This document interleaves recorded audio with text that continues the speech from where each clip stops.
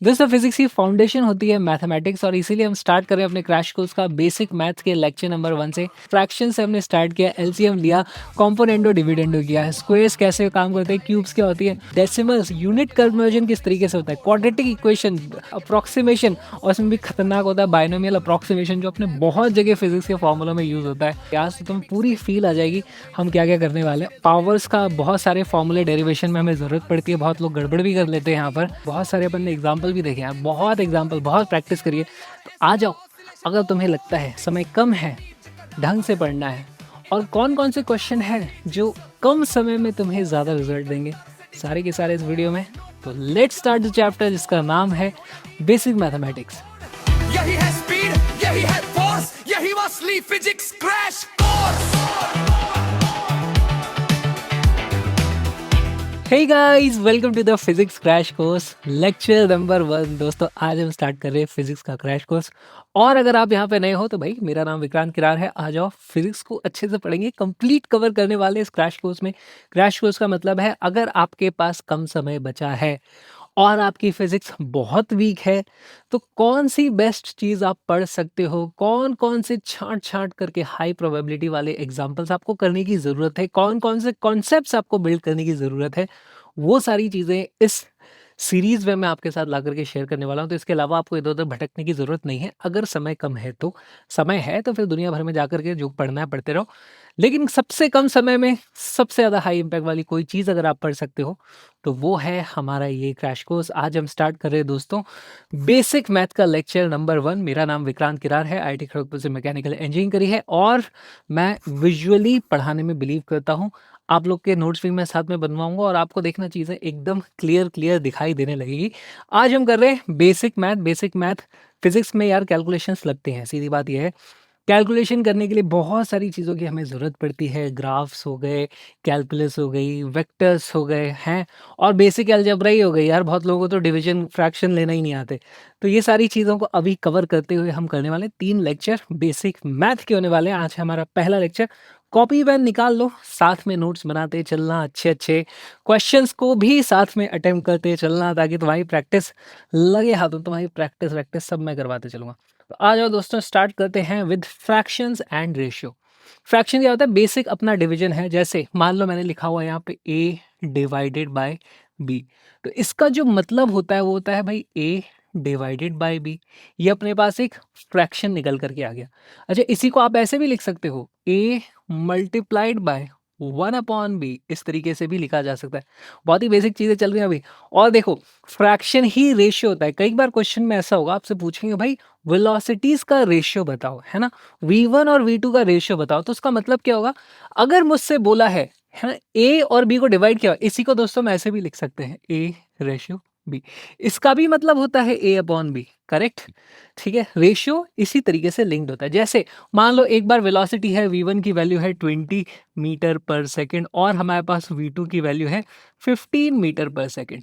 अगर मुझसे पूछा है वेलोसिटीज का रेशियो बताओ तो मैं क्या बोलूंगा भाई, v1 रेशियो v2। अगर मुझसे पूछा है तो इसी की जो वैल्यू जाएगी, पहले लिखा है v1 तो मेरे पास ऊपर v1 आएगा, नीचे v2 आएगा। इसकी वैल्यू कितनी आ रही है? v1 की आ रही है 20 डिवाइडेड बाई 15, कट पिट के हो जाता है अपने पास 4/3।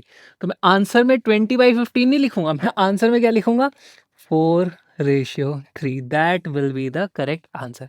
इस तरीके से अपने फ्रैक्शंस होते हैं, इस तरीके से अपने पास फ्रैक्शंस होते हैं। अब फ्रैक्शन पढ़ने की जरूरत क्या आ रही है भाई? सबसे ज्यादा गलती कहाँ पे करते हैं लोग पता है? जैसे मान लो अपने पास एक एग्जांपल है, 2/3/4/9। क्या लिखा है ये? पहले यही कन्फ्यूजन होगी, लिखा क्या है? तो दोस्तों पहली बात तो सही तरीके से लिखना सीखो। यहाँ पर देखो, ऊपर हमारे पास एक नंबर लिखा हुआ है, नीचे भी एक दूसरा नंबर लिखा हुआ है, लेकिन जब तक मैं इस तरीके से ब्रैकेट नहीं लगाऊंगा तुमको शायद वो क्लियरली समझ में नहीं आया। तो इस तरीके से मत लिखा करो यार, तुम ही गलती करोगे, तुम्हारे ही मार्क्स कटेंगे। सही तरीके से लिखना सीखो। बीच वाला जो ये है इसको थोड़ा बड़ा लिखो। ऊपर लिख दो भाई, ऊपर 2/3 एक अलग नंबर है, नीचे 4/9 एक अलग नंबर है। अब देखो अलग अलग साइज के लिखे हैं तो अब कन्फ्यूजन का स्कोप ही नहीं बचा, कन्फ्यूजन का स्कोप ही नहीं बचा है। तो इसको अपने को ऐसे लिखना चाहिए, या फिर तुम इसको ऐसे भी लिख सकते हो, ऊपर लिख दो 2/3 ब्रैकेट में डाल दिया, नीचे लिख दो 4/9 इस तरीके से डाल दिया।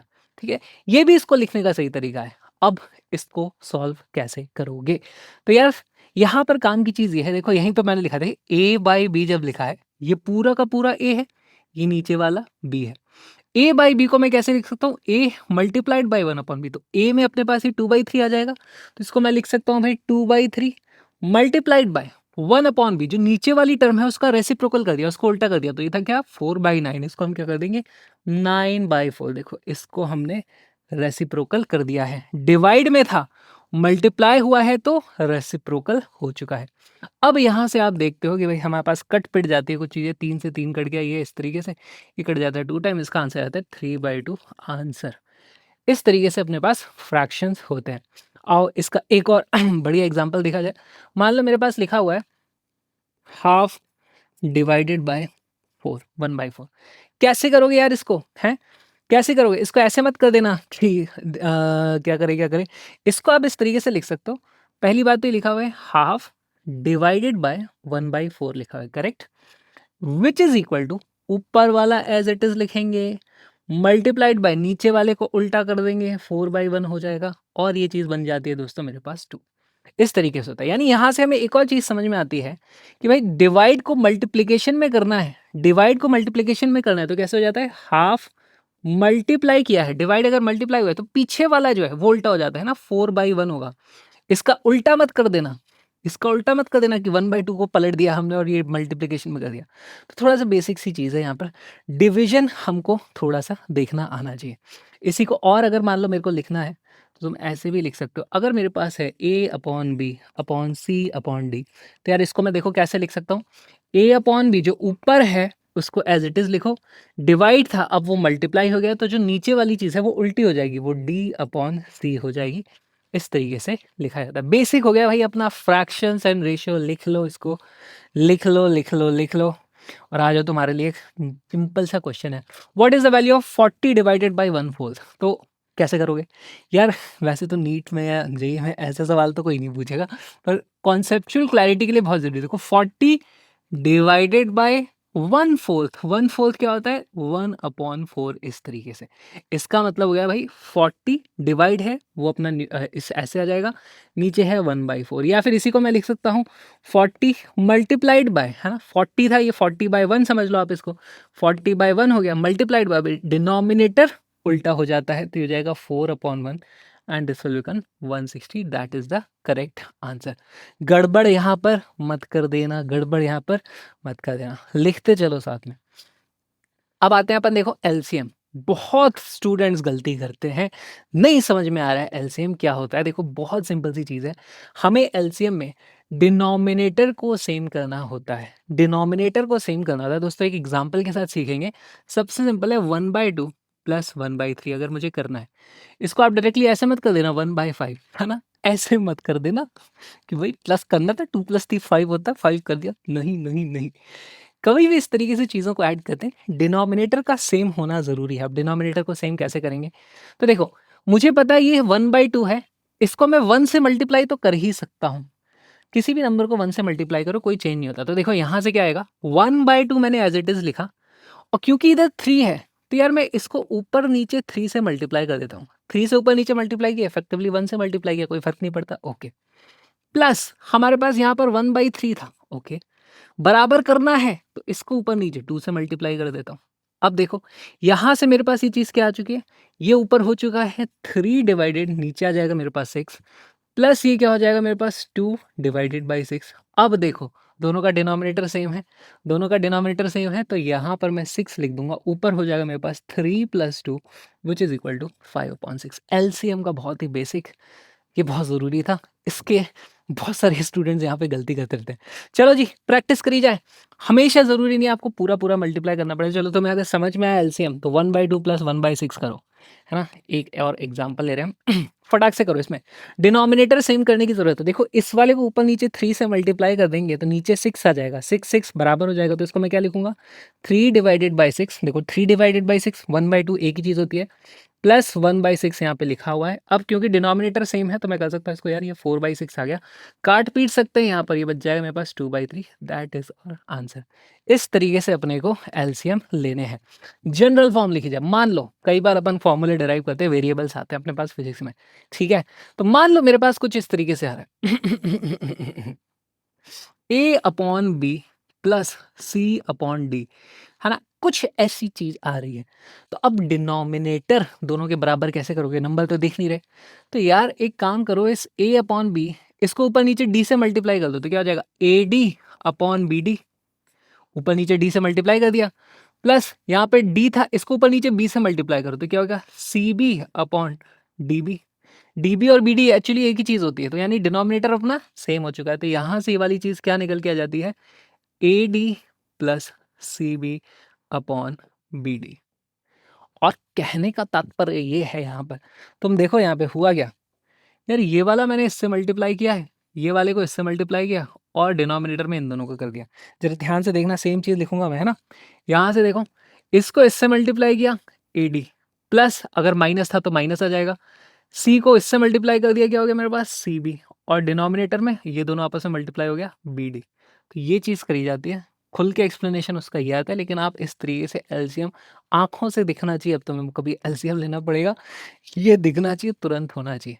लिख लो यार, कुछ ज़्यादा ही बेसिक चल रहा है। चलो एक और एग्जाम्पल करते हैं तुम्हारे लिए 2/3 प्लस 5 अपॉन 9। चलो एग्जाम्पल, है ना, इसको सॉल्व करो और अपन आगे बढ़ते हैं।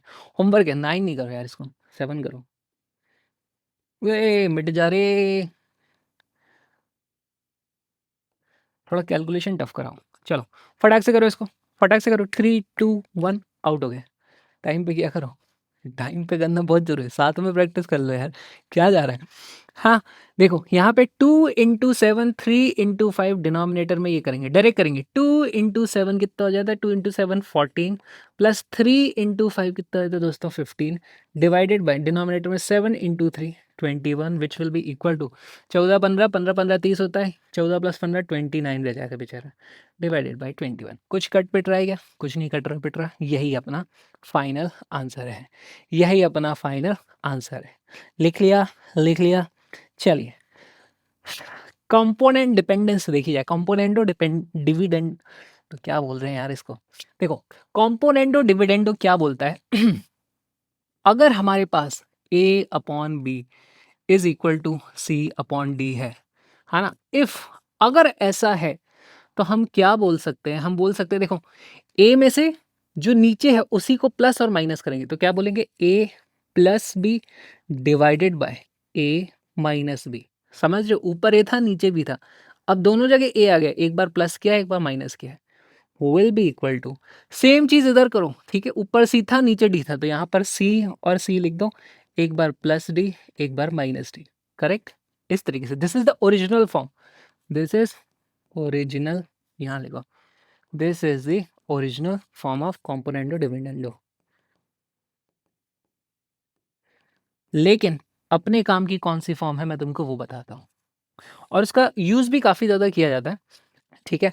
जैसे अगर मेरे पास लिखा हुआ है a plus B upon a minus B is equal to C upon D, अगर ऐसा है, अगर ऐसा है, इसका मतलब हमसे पूछेंगे अच्छा a और b की वैल्यू क्या है, तो मैं यहाँ से क्या लिख दूंगा, a upon B is equal to C plus D, देखो क्योंकि यहाँ ऊपर प्लस है नीचे माइनस, तो C plus D upon C minus D. थोड़ा कंफ्यूजिंग लग रहा होगा, थोड़ा कंफ्यूजिंग लग रहा होगा, लेकिन बहुत काम की ये चीज़ है। इसका एक एग्जांपल किया जाए, है ना। जैसे मान लो अपने पास क्या कुछ कैपेसिटेंस है C1 प्लस ऐसा लिखा है C2 upon C1 minus C2। Late से मेरे को इसकी वैल्यू दी हुई है 5/4, और मुझसे पूछ लिया है C1 अपॉन C2 की वैल्यू कितनी है ना। तो मुझे बताना है C1 अपॉन C2 की वैल्यू कितनी है, कैसे करेंगे। अब या तो हमारे पास एक तरीका है कि भाई हम इसको कंप्लीटली सॉल्व करने जाए, जैसे यहाँ से अगर मैं इसको ढंग से सॉल्व करूँ, 4 इधर आके मल्टीप्लाई होगा, क्या बनेगा 4C1 plus 4C2 is equal to 5C1 minus 5c2। Correct. सारे C1 एक तरफ लेके आएंगे, ये C1 को इस तरफ लेके आएंगे तो क्या बच जाता है माइनस का C1, ये इधर जाएगा तो will be equal to minus 9c2। इस तरीके से हो रहा है। यहाँ से अपने पास आ जाता है, देखो दोस्तों, C1/C2 है ना, C1/C2 इसकी वैल्यू आती है -9 अपॉन माइनस माइनस माइनस तो कट के प्लस हो गए, तो ये बचता है सिर्फ अपने पास 9। C1/C2 की वैल्यू 9 है, तो एक तरीका तो आपके पास ये हो गया। लेकिन अगर आपको कंपोनेंडो डिविडेंडो पता है तो अपन इसी चीज़ को डायरेक्टली यहाँ पर लेकर के लिख सकते हैं। कैसे लिख सकते हैं, देखो C1 + T2, C1 - C2 अपने पास ये था, तो C1/C2 डायरेक्टली पता करना है। सीधे फॉर्मूले में देखो, एक बार प्लस होगा, ऊपर ऊपर प्लस है, नीचे माइनस है, तो ये आ जाएगा मेरे पास, कितना हो जाएगा 5 + 4 अपॉन 5 - 4। तो बस यही है, जब फटाक से इसका आंसर आता है, देखो ये 9/1 विच इज इक्वल टू 9 आ जाता है। यहाँ भी 9 आया था, वहाँ भी 9 आया था। दोनों ही तरीके से कर सकते हो। अगर आपको ये याद है तो आप चुटकियों में ऐसे कर पाओगे, नहीं याद है तो ये भी कोई बहुत मुश्किल तरीका नहीं है, तो नहीं भी रटोगे कॉम्पोनेंडो डिपेंडेंडो तो कोई बुरी बात नहीं है। ठीक है, इतना सही था। लिख लो, नहीं लिखा है तो लिखो लिखो लिखो, नोट्स साथ में बनाते चलना गाइस। गाइस नोट्स बनाने का ही तो खेल है। नेक्स्ट चला जाए क्यूब्स, स्क्वायर्स एंड क्यूब्स की तरफ। स्क्वायर्स एंड क्यूब क्या होते हैं हमारे पास? स्क्वायर एंड क्यूब दोस्तों, अगर मेरे पास लिखा हुआ है 2 × 2 इज इक्वल टू 4, इसी को लिखने का एक और तरीका होता है, हम क्या बोलते हैं 2 की पावर 2 चढ़ी हुई है विच इज इक्वल टू 4। ये हमने कर दिया है स्क्वायर।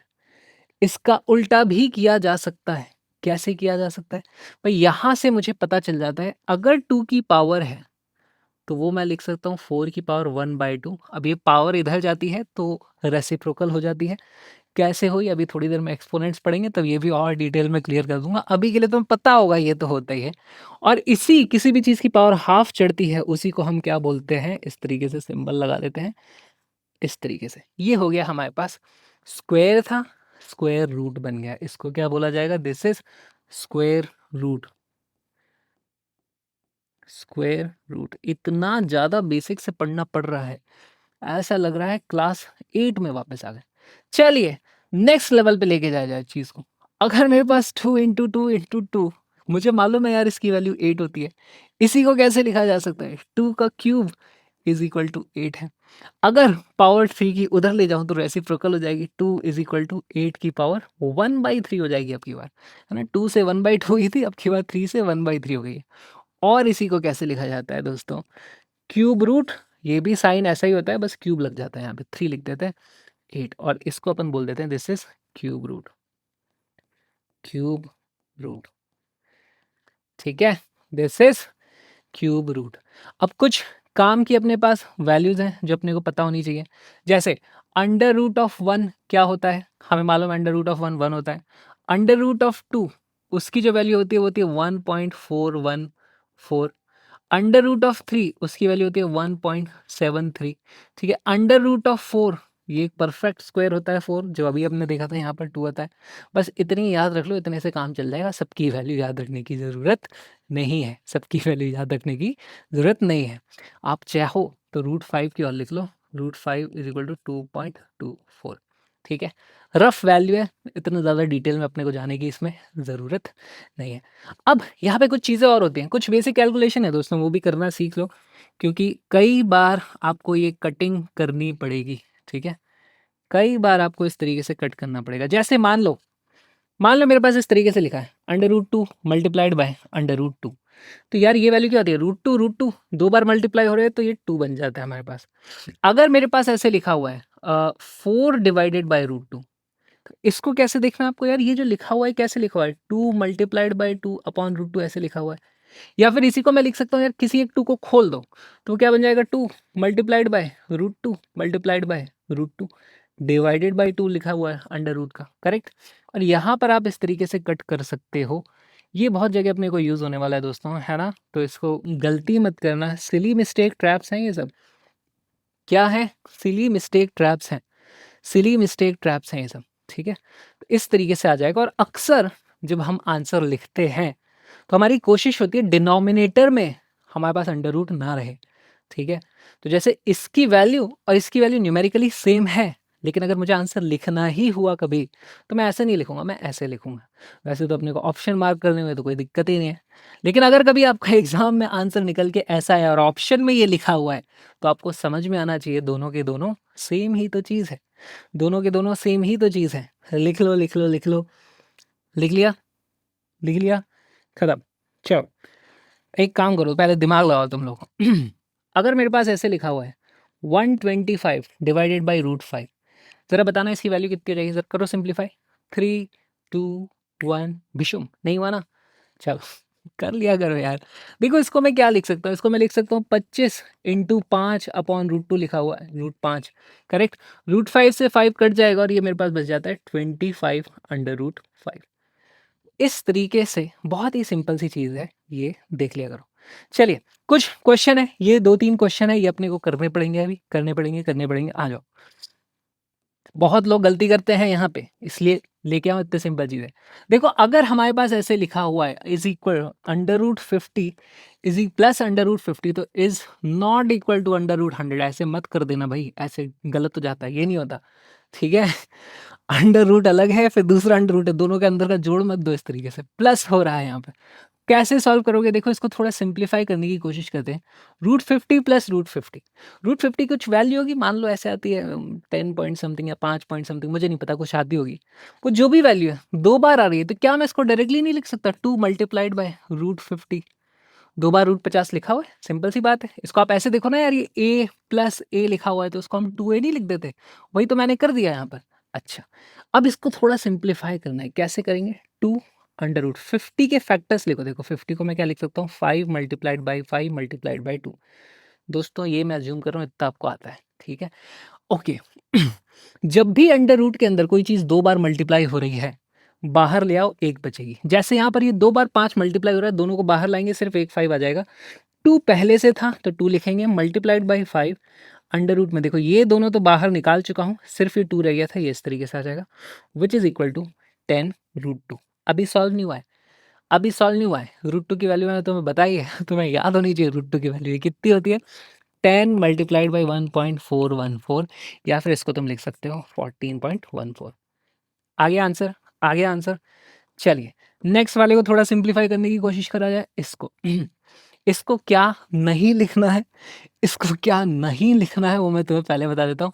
18 + 8, इसको अगर तुमने √26 लिख दिया तो बहुत बड़ी गड़बड़ है, ठीक है, नहीं लिखना है। क्या करना है यहाँ से, देखो सिंप्लीफाई करना शुरू करते हैं, क्या क्या चीज़ें हो सकती है।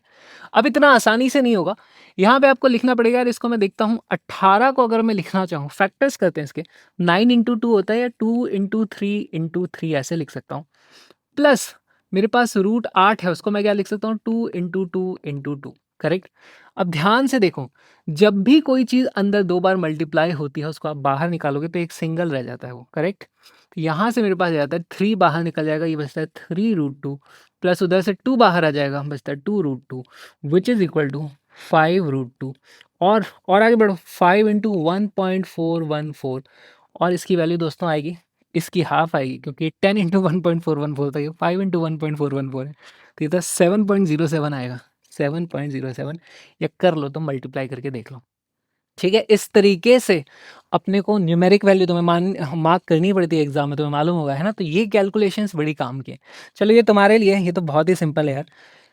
हमारे पास क्यूब रूट ऑफ 125, जरा बताओ इसकी वैल्यू कितनी हो जाएगी। क्यूब रूट है अब की बार, यार मुझे मालूम है 5 का क्यूब होता है 125। अगर मैं -5 को 3 बार मल्टीप्लाई करूं तो मेरे पास -125 आएगा, तो इसका आंसर मैं डायरेक्ट माइनस का 5 लिख दूंगा। क्यूब रूट में नेगेटिव वैल्यूज आ सकती हैं, स्क्वायर रूट में नहीं आती, क्योंकि किसी भी नंबर का स्क्वायर कभी नेगेटिव नहीं होता, तो क्यूब रूट में नेगेटिव आ जाता है, इसमें नहीं आता। लिख लो लिख लो लिख लो, एक तुम्हारे लिए समझदारी भरा क्वेश्चन आने वाला है, लिख लो लिख लो। आ जाओ, अब हमारे पास है arrange the following numbers in increasing order. दोस्तों बहुत ही बेसिक सी चीज़ है, लेकिन बहुत लोग यहाँ पे गलती करते हैं, और ये यूज डायरेक्टली कहाँ होता है, कभी कभी कुछ वैल्यूज कंपेयर करने को मिलती हैं, आपको ऐसे क्वेश्चन मिले होंगे, कौन सा बड़ा है कौन सा छोटा है, कि प्रेशर्स कंपेयर कर लो, वेलोसिटीज कंपेयर कर लो, यहाँ पे गड़बड़ हो जाती है। इसको लाइन में लगाना आना चाहिए, और जब उनको रेसिप्रोकल करते हैं तो वैल्यूज छोटी हो जाती हैं। समझाता हूँ। पहले चीज़ तो यहाँ पे देखो, देख करके घबराने आनी है, ये सारे के सारे जो लिखे हुए हैं, दे आर ऑल नंबर्स, है ना, दे आर ऑल नंबर्स। ठीक है, उनकी कुछ ना कुछ वैल्यू है। जैसे ये √2 की वैल्यू कितनी होती है, सबको लाइन से लिखते हैं। √2 की वैल्यू होती है मेरे पास कैसे लिखा हुआ है, एक 1 लिखा हुआ है। √2 की वैल्यू होती है 1.414। ठीक है, √3 की वैल्यू कितनी होती है 1.73। 2 की वैल्यू 2 है, 3 की वैल्यू 3 है, 4 की वैल्यू 4 है, पाई की वैल्यू कितनी होती है 3.14, ई की वैल्यू कितनी होती है 2.72। तो ये हमारे पास कुछ वैल्यूज होती हैं, करेक्ट, कुछ वैल्यूज होती हैं। अब इनको इंक्रीजिंग ऑर्डर क्या होता है, बढ़ता क्रम, उधर जाएंगे तो बढ़ता चलना चाहिए, इधर सबसे छोटा होएगा। बताओ सबसे छोटा कौन है, 1 सबसे छोटा है। उसके बाद 1.414 यानी कि √2। उसके बाद देखो 1.73 √3 आ रहा है। उसके बाद हमारे पास 2 आ रहा है। उसके बाद ये वाला नंबर, ये क्या था, ये था ई। उसके बाद मेरे पास 3 आ रहा है। उसके बाद मेरे पास पाई आ रहा है। उसके बाद मेरे पास 4 आ रहा है, करेक्ट। तो ये हमने इनको इंक्रीजिंग ऑर्डर में लगा दिया। एक बार मैं तुम्हारे लिए वैल्यूज रख देता हूँ। पाई की जो दोस्तों वैल्यू होती है 3.14, याद होनी ही चाहिए ये तो। और ये ऑयलर्स नंबर, कुछ लोग यूलर बोल देते हैं, कुछ ऑयलर बोलते हैं। ई की वैल्यू होती है कितना है 2.72 और 2.718, कुछ भी ले सकते हो। ठीक है, ये हमारे पास ई की वैल्यू होती है। अब मेन गेम यहाँ पर है, असली गेम तो इधर है यार। इनकी जब रेसिप्रोकल कर देते हैं, अगर डिनोमिनेटर बड़ा है तो वैल्यू छोटी हो जाती है। ठीक है, अगर डिनोमिनेटर बड़ा है तो वैल्यू छोटी हो जाएगी। जैसे इन सभी में मुझे मालूम है 4 सबसे बड़ा था, अगर मैं इनको रेसिप्रोकल करूंगा तो 1/4 सबसे छोटा होगा। अगर डिनोमिनेटर बड़ा है, लिखो इसको, डिनोमिनेटर डिनोमिनेटर बड़ा होता है, इसका मतलब वैल्यू कम हो जाती है। समझ में आ रहा है ना ये? अगर नहीं समझ में आ रहा है तो अपनी लैंग्वेज में लिख लेना, डिनोमिनेटर की वैल्यू बड़ी होगी तो एक्चुअल जो ओवरऑल फ्रैक्शन की वैल्यू है वो छोटी हो जाएगी। बहुत बार ये चीज़ें हमें यूज़ करनी पड़ती हैं। अगर डिनोमिनेटर छोटा होता है, अगर डिनोमिनेटर छोटा होगा तो हमारे पास जो वैल्यू होती है वो बढ़ जाती है। ठीक है, जैसे यहाँ पर एग्जाम्पल देखा जाए, यार मुझे मालूम है इन सभी में ऊपर तो 1 आ रहा है, तो ऊपर वाले तो सब में सेम है, खाली डिनोमिनेटर को कंपेयर करने की जरूरत है ना। और ये कंपैरिजन तभी करना जब ऊपर वाले सबके बराबर कर रखे हो। ऐसे मत सोचना कि आपने तो बोला था डिनोमिनेटर बड़ा है तो सबसे छोटा है, भले ऊपर यहाँ पे 100 लिखा हुआ है। नहीं भाई, फिर ये कट के 25 हो गया, ये सबसे बड़ा हो गया। ठीक है, तो देख कर ये करना, थोड़ा अपना दिमाग जरूर लगाएं। ठीक है, आ जाओ। यहाँ पर मुझे मालूम है यार, सबसे छोटा जो वही होगा जिसका डिनोमिनेटर सबसे बड़ा है, यानी 1/4 सबसे छोटा है। उसके बाद 1/पाई आएगा, फिर उसके बाद 1/3 आएगा, फिर उसके बाद 1/ई आएगा, फिर उसके बाद 1 क्या आएगा 2, फिर उसके बाद 1/√3 आ जाएगा, फिर उसके बाद 1/√2 आ जाएगा, और उसके बाद 1 आ जाएगा, यानी कि उसके नीचे 1/1 लिखा हुआ। तो ये हमारे पास इंक्रीजिंग ऑर्डर इसका भी आ गया। लिख लो इसको, लिख लो लिख लो लिख लो लिख लो। चलो दोस्तों, अब अपने को देखना है डेसिमल। डेसिमल का यूज़ जो अपने को करना होता है, सबसे ज़्यादा यूनिट कन्वर्जन, कभी नैनोमीटर को एंगस्ट्रॉम में डाल दिया, पिकोमीटर माइक्रोमीटर में डाल दिया है, मिलीमीटर में कर दिया, किलोमीटर, ऐसा तो नहीं करना पड़ता, पर करना पड़ जाए तो न्यूमेरिक वैल्यू तो चेंज नहीं होती, खाली 10 की पावर समथिंग समथिंग होता है, वो चेंज होता रहता है। कई बार तुमने देखा होगा ऑप्शन में सब सेम रहता है लेकिन खाली 10 की पावर अलग अलग होती है, कैसे मार्क करोगे आंसर, यही गलती होती है। चलो हमारे पास एग्जाम्पल से स्टार्ट करते हैं। सबसे बढ़िया 1.2.34। देखो दोस्तों, इसी को लिखने का और एक तरीका क्या हो जाएगा यार, इसी को मैं लिख सकता हूँ, क्या लिख सकता हूँ इसको, 1.2.34 मल्टीप्लाइड बाई 10 की पावर 0। किसी की भी पावर 0 होती है, इसका मतलब वहां पे वैल्यू 1 हो जाती हो। 10 की पावर 0 यानी कि 1 था, 1 से मल्टीप्लाई किसी को भी करो कोई फर्क नहीं पड़ता। ओके, अब देखो, कभी ऐसा होगा कि मुझे डेसिमल इधर करना है, कभी डेसिमल इधर करना है, आगे पीछे करना पड़ेगा। जरा एक बात बताओ, ये 1.2.34 है, उसकी जगह मैं 123.4 कर देता, इन दोनों में से कौन सी वैल्यू बड़ी है? इन दोनों में से ये वाली वैल्यू बड़ी है। ये 123 है, ये तो बस 12 ही है। तो जो 123 है, अगर मैंने इसको बढ़ाया तो मुझे इसको कम करना पड़ेगा। ठीक है, दोनों मल्टीप्लाई हो रहे हैं, एक बढ़ गया, एक कम हो गया, दोनों मल्टीप्लाई होके वापस वहीं आने चाहिए, ये चीज़ होनी चाहिए। तो अगर मैंने एक डेसिमल इधर सरकाया है, तो यार एक बात बताओ, वैल्यू बढ़ गई, इसकी वैल्यू बढ़ी है तो फिर इसकी वैल्यू कम करनी पड़ेगी। अच्छा, एक शिफ्ट किया था तो एक से इसकी वैल्यू कम कर देंगे, 0 था, 0 से उसके बाद एक कम होकर के 10 की पावर -1 हो जाता है। इतना समझ में आया? मान लो मैंने इसको और सरका दिया तो 1 2 3 4 हो गया, मल्टीप्लाइड बाय 10 के बाद। अब देखो डेसिमल दिख ही नहीं रहा है, इसका मतलब हमने अब की बार डेसिमल कितना सरका है, यहाँ से 1 और यहाँ से 2, 2 बार सरकाया है, तो -2 यहाँ पर हमें यूज़ करना होगा।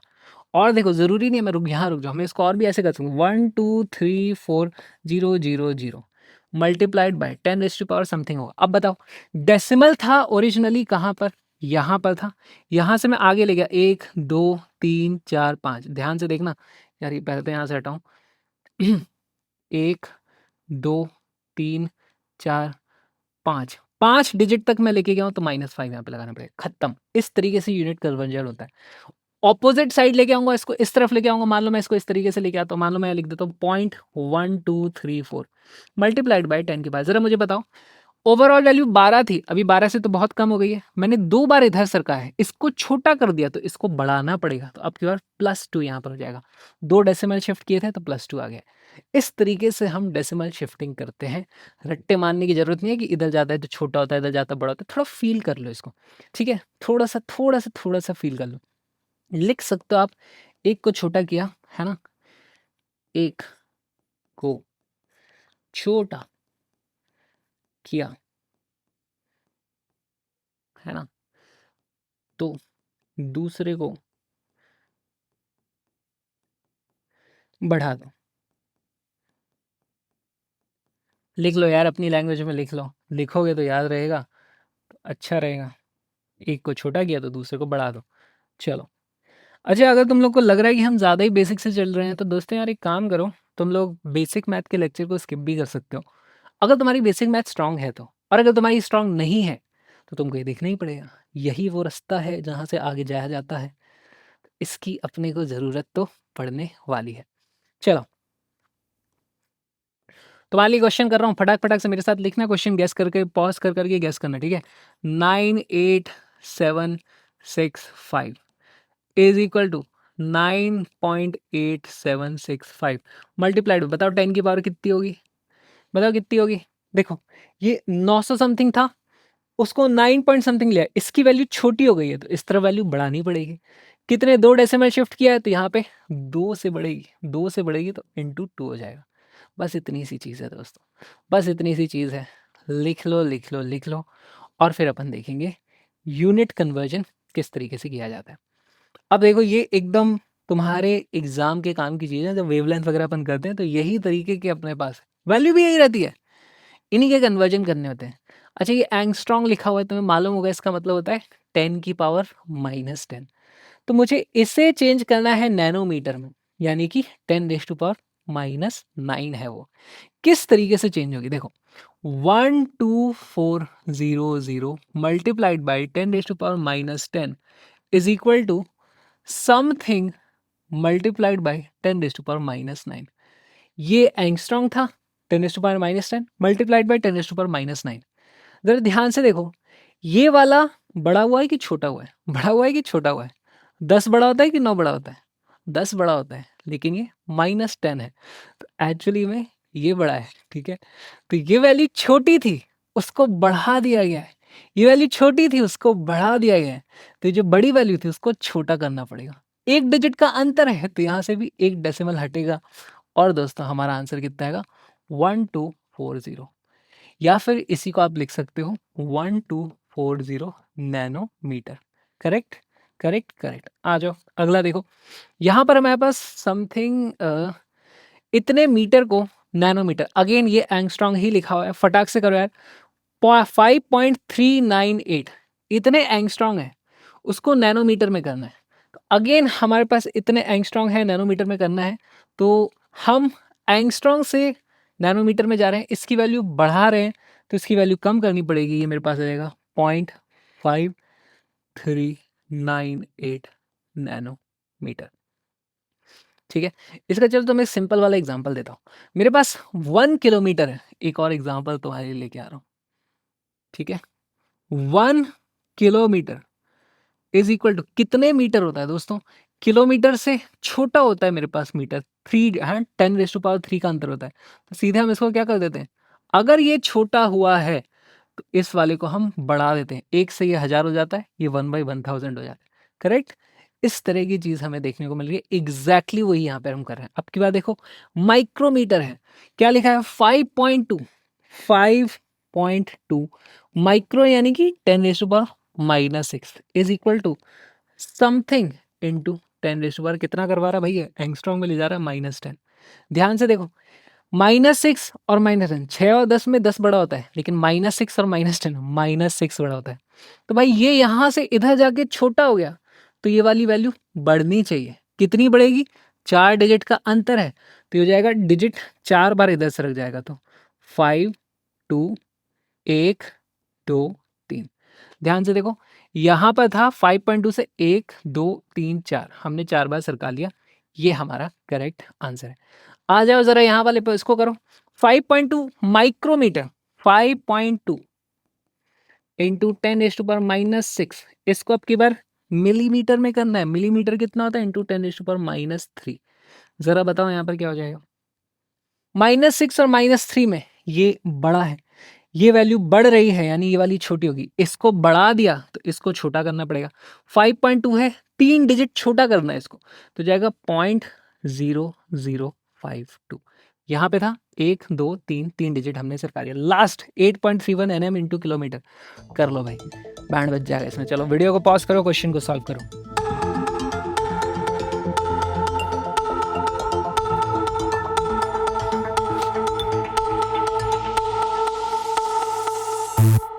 हुआ सॉल्व?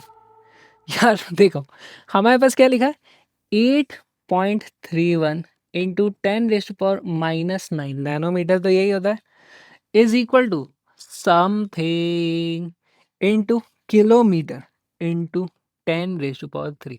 देखो ये बढ़ा दिया गया है, -9 से 3 गया है, 12 डिजिट डेसिमल शिफ्ट होगा, 12 डिजिट करते हैं। अगर इसको बढ़ाया है तो इसको छोटा करना पड़ेगा, 12 डिजिट इधर सरकाना है। देखो 831, 8.31 था, अगर डेसिमल यहाँ आता है तो 1 सरका अभी, अगला सरकाऊंगा तो 0 लगेगा, 2 हो गए, 2 हो गए, 2 हो गए, 12 करने हमको, 3 4 5 6 7 8 9 10 11 12, लो बज गया बैंड। इतना खतरनाक वाला हुआ है, ठीक है, इतने किलोमीटर हो गया। लिख लो लिख लो लिख लो। चलो हम लोग यार ये बेसिक इसलिए कर रहे हैं क्योंकि तुम्हें कहीं ना कहीं तुमने चीज़ें रट रखी होंगी, मिलीमीटर को एंगस्ट्रॉम में करते हैं तो ऐसे कर देते हैं, वैसे कर देते हैं, प्रोसेस तुम लोग बहुत बार रट लेते हो। लेकिन मेरी कोशिश ये है तुम्हें पता चले कि ये ऐसा क्यों होता है, तभी तुम्हारा फिजिक्स का डर निकलेगा। तो एक बार साथ साथ देखते चलो, अगर तुम्हें ये सारी चीज़ें आती है, बेसिक मैथ का लेक्चर को तुम स्किप भी कर सकते हो, नहीं आती है तो मेरे साथ साथ बने रहो, पूरा का पूरा एक बार अपन रिवाइज कर लेंगे, कोई बुराई नहीं है रिवाइज कर लेने में। Next topic that we have to cover is quadratic equations. कितनों को डर लगता है क्वाड्रेटिक इक्वेशन से? तो बहुत ही बेसिक सी चीज़ है यार। देखो हमारे पास क्या होता है, ax² plus bx plus c, ये एक क्वाड्रेटिक इक्वेशन है। इक्वेशन बनाने के लिए इक्वल टू 0 करना पड़ता है। x की कुछ वैल्यू रखने पर ये पूरा का पूरा 0 हो सकता है ना, a b c की तो हमें वैल्यू क्वेश्चन में दी होंगी, x की अलग अलग वैल्यू रखने पे कुछ कुछ वैल्यू आएगी, कभी कभी वो 0 भी हो जाती है। उन्हीं वैल्यूज़ को हम बोलते हैं कि ये इसके रूट्स हैं। कल जब हम ग्राफ्स पढ़ेंगे तो उसको और डिटेल में हमें देखने का मौका मिलेगा। अभी देखते हैं इसके कैसे इसकी वैल्यूज़ निकाली जाती है। तो दोस्तों यहाँ पर हमारे पास एक टर्म होती है ना, डिस्क्रिमिनेंट, जो हमें बताता है इसके ज़ीरोज़ होने वाले हैं कि नहीं होने वाले हैं। उसकी वैल्यू होती है b² माइनस 4ac। अगर हमारे पास d की वैल्यू आती है, अगर d की वैल्यू नेगेटिव आ गई है ना, d की वैल्यू नेगेटिव आ गई, d is equal to negative, इसका मतलब नो रूट्स, और सोल्यूशन भी उसी को बोलते हैं। अगर d की वैल्यू पॉजिटिव हो गई है ना, इसका मतलब हमारे पास 2 डिस्टिंक्ट रूट्स है ना, अलग अलग रूट्स आएंगे। और हमारे पास अगर d की वैल्यू एग्जैक्टली इक्वल टू 0 आ जाती है, इसका मतलब होता है 1 root, single root, single root, ठीक है। ऑल राइट, अब वो रूट्स हैं, यानी वो x की वो वैल्यूज है कौन कौन सी, इसका भी फॉर्मूला होता है। तो हमारे पास वो जो x की वैल्यू होती है, x की वैल्यू होती है x is equal to minus का b plus minus under root of ये जो हमारे पास d हमने निकाला है, या फिर इसको मैं तो पूरा ही लिखना पसंद करता हूँ दोस्तों, under root of B square minus 4ac divided by 2a। ठीक है, तो ये हमारे पास फॉर्मूला होता है। इसको दोस्तों आप लोग याद रख लो, इसको अपना याद कर लो, रटा हुआ होना चाहिए, बहुत बार आपको सॉल्व करना पड़ेगा, तुरंत आंसर आना चाहिए, तुरंत आंसर आना चाहिए। चलो सॉल्व करें इसको। एक क्वाड्रेटिक इक्वेशन है, इसे हमें सॉल्व करना है, दो तरीके से सॉल्व करेंगे। एक तो डिस्क्रिमिनेंट वाला जो मेथड है, दूसरा इसका फिर स्प्लिटिंग द मिडिल टर्म है, उससे भी करेंगे। तो मैं पूरा रिवाइज कराऊंगा मैं आज। ठीक है, तो मेथड नंबर 1 हमारे पास डिस्क्रिमिनेंट। पहले तो मैं d की वैल्यू पता करता हूँ। d की वैल्यू क्या होती है? B square minus 4ac। जरा यहाँ पे करो, b क्या है? ये था a x square plus b x plus c होता है, करेक्ट। a की वैल्यू यहाँ पर है, देखो ये क्या लिखा है, x square plus 5x plus 6। ये लिखा हुआ है मेरे पास a x square plus b x plus c, यही तो लिखा हुआ है, करेक्ट, यही तो लिखा हुआ है। a की वैल्यू है 1, b की वैल्यू है 5, c की वैल्यू है 6। तो ये जो मेरे पास आता है 5 का square minus 4 into 1 into C की जगह है 6, which is equal to 25 minus 24 which is equal to 1। 1 आ गया, यानी कि हमारे पास पॉजिटिव है, यानी कि दो अलग अलग रूट आने वाले हैं। क्या क्या होंगी वो वैल्यू x की, फटाक से पता करें। x की वैल्यू होती है माइनस का b क्या था 5, तो minus 5 plus minus under root of ये d जो कि होता है 1 डिवाइडेड बाय 2 टाइम्स a की वैल्यू क्या है 1, तो 2 इंटू 1। ये कितना जाता है देखो, -5 प्लस माइनस 1 डिवाइडेड बाई 2। एक बार प्लस करना, एक बार माइनस करना। अगर मैं यहाँ पे प्लस कर लेता हूँ तो x की वैल्यू आती है, देखो यहाँ पे प्लस कर लोगे तो -4/2 यानी कि -2 आ जाएगा। अगर माइनस कर लेंगे तो -3 आ जाएगा। x की दो वैल्यूज निकल के आएंगे। रख के देख लेना इक्वेशन में, इक्वेशन में रख के देख लेना, दोनों पे x की वैल्यू रखोगे तो पूरा का पूरा 0 हो जाएगा। चलो इसको method 2 splitting the middle term से करेंगे। मेथड 2 जो है स्प्लिटिंग द मिडिल टर्म। यार मेरा मोबाइल साइलेंट कर लूँ मैं, बजे ही पड़ा है ये, मान ही नहीं रहा है। चलो ओके, साइलेंट कर लिया गया दोस्तों। दोस्तों यार स्प्लिटिंग द मिडिल टर्म में क्या होता है, हमको मिडिल टर्म को स्प्लिट करना होता है। इस तरीके से करना होता है कि वो फैक्टर जैसे 5 X square plus 5x plus 6 is equal to 0 लिखा हुआ है। मिडिल टर्म कौन सी बोलते हैं? इसको बोलते हैं। इसे हम स्प्लिट करते हैं, इस तरीके से स्प्लिट करते हैं कि थोड़ा सा फैक्टराइज हो पाए। स्प्लिट कर रहे हैं, इसको खोल रहे हैं तो जुड़ के वापस 5 आना चाहिए। तो जो स्प्लिटिंग होगी सम तो होना चाहिए 5 के बराबर। और जो दो टर्म आएंगी, जैसे मैंने इसको 3 और 2 में कर दिया, या 5 और 0 कर दिया, या 4 और 1 कर दिया, तो जो प्रोडक्ट होना चाहिए वो ए और सी के प्रोडक्ट के बराबर होना चाहिए। जहाँ पे ए 1 है, सी की वैल्यू 6 है, तो ये किसके बराबर होना चाहिए? 6 के बराबर। प्रोडक्ट 6 के बराबर होना चाहिए, सम 5 होना चाहिए। तो मैं इसको 2x और 3x में अगर तोड़ दूं तो देखो 2 इंटू 3 6 होता है। तो ये हो गया मेरे पास, देखो X square plus 2x plus 3x plus 6 is equal to 0। अब यहाँ पर हमारे पास स्प्लिटिंग ऑफ मिडिल टर्म हो चुकी है। इन दोनों को देखो, इन दोनों में से मैं x कॉमन निकाल दूं तो मेरे पास बचता है x प्लस 2।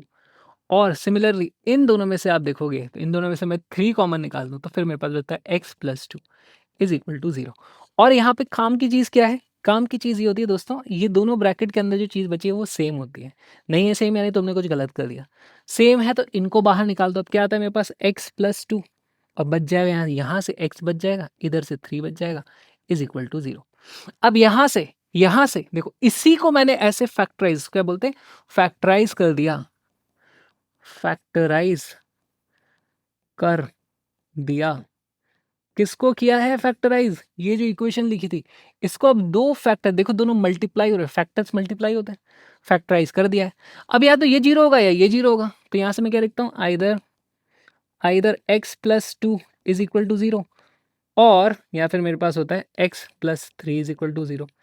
अगर इस पूरे को 0 होना है, या तो ये 0 हो जाए, अगर ये 0 हो रहा है तो यहाँ से आ जाता है x इज इक्वल टू -2, या फिर ये वाला 0 हो रहा है, ये 0 हो रहा है यानी कि x इज इक्वल टू -3। देखो दोस्तों सेम चीज़ निकल के -2 -3, यहाँ से भी वही चीज़ निकल के आती है। तो बस करने के अलग तरीके हैं। अपने काम का तो ये वाला है, स्प्लिटिंग द मिडिल टर्म फिर भी बस एक बार देख लिया, लिख लो एक बार, लिख लो लिख लो लिख लो, लिखें, इसको लिखें। अच्छा, हर बार ज़रूरी नहीं है कि इतनी अपने को मशक्कत करनी पड़े। एक क्वेश्चन और कराता हूँ तो मैं यहीं पे देख लो, फैक्टराइज ही तो करना है। देखो, मान लो मेरे पास ऐसा X square minus 4x is equal to 0, है ना।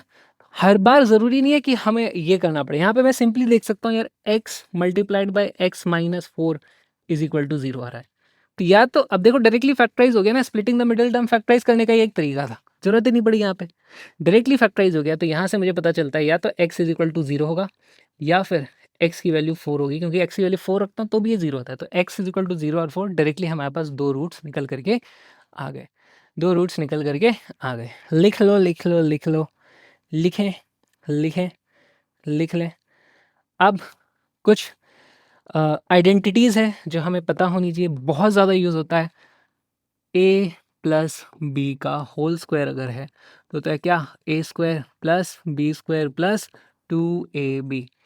ए माइनस बी का होल स्क्वायर होता है तो वो क्या होता है, a square plus b square minus का 2ab। करेक्ट। और एक क्या चीज़ होती है हमारे पास, a square minus b square होता है, वो होता है मेरे पास क्या, a plus b and a minus b. इस तरीके से मल्टीप्लाई हो रहा है, इस तरीके से मल्टीप्लाई हो रहा है। एक और होता है, अगर मान लो मेरे पास 3 आ गए, ए प्लस बी प्लस सी, इसका होल स्क्वायर हो गया, तो ये वैल्यू होती है दोस्तों मेरे पास a square plus b square plus c square. देखो ऐसे ही आ रहा है, a square plus b square, 2ab b c है ना, तीनों ऐड कर दो, plus 2ab plus 2bc plus 2ca। ठीक, ये आइडेंटिटीज हो गई। कुछ क्यूबिक वाली आइडेंटिटीज हैं, वो भी देख लो भाई, उसमें ज़्यादा अपने काम की नहीं आती। ए प्लस बी का होल क्यूब है, रट लो आप तो, रटना, अच्छा रटना कुछ नहीं, सॉरी दोस्तों गलत शब्द मुंह से निकल गया, रटते कुछ नहीं है हम, ठीक है, हम समझते हैं। तो ये क्या हो जाएगा, a cube plus b cube plus 3ab a plus B.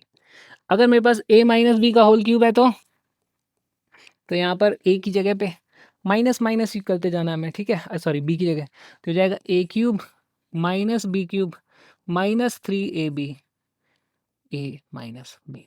ठीक है, देखो स्क्वायर वाले में जब माइनस था तो प्लस हो गया, क्योंकि स्क्वायर हमेशा पॉजिटिव होता है पॉजिटिव होता है। क्यूब वाले में माइनस आ जाता है, ठीक है, ठीक ठीक ठीक ठीक। चलो भाई, नेक्स्ट अपने को देखना है दोस्तों अप्रोक्सीमेशन। कई बार ऐसा होगा कि सॉल्व करते करते वैल्यूज कुछ ऐसी आ जाएंगी जिसको अप्रोक्सीमेट करके हम सही ऑप्शन को टिक मार सकते हैं, है ना। हमें एग्जैक्ट कैलकुलेशन करने की ज़रूरत नहीं है, समय बचाएंगे अपन, एग्जाम हॉल में फटाक फटाक से चीज़ें मार्क करनी है। कैसे करोगे यार अप्रोक्सीमेशन, कैसे किया जाए, चलो शुरू किया जाए। अप्रोक्सीमेशन बेसिक से शुरू करेंगे। सबसे पहले तो मान लो मेरे पास ऐसे लिखा है, मान लो 36 इंटू 0.25 इस तरीके से लिखा हुआ है।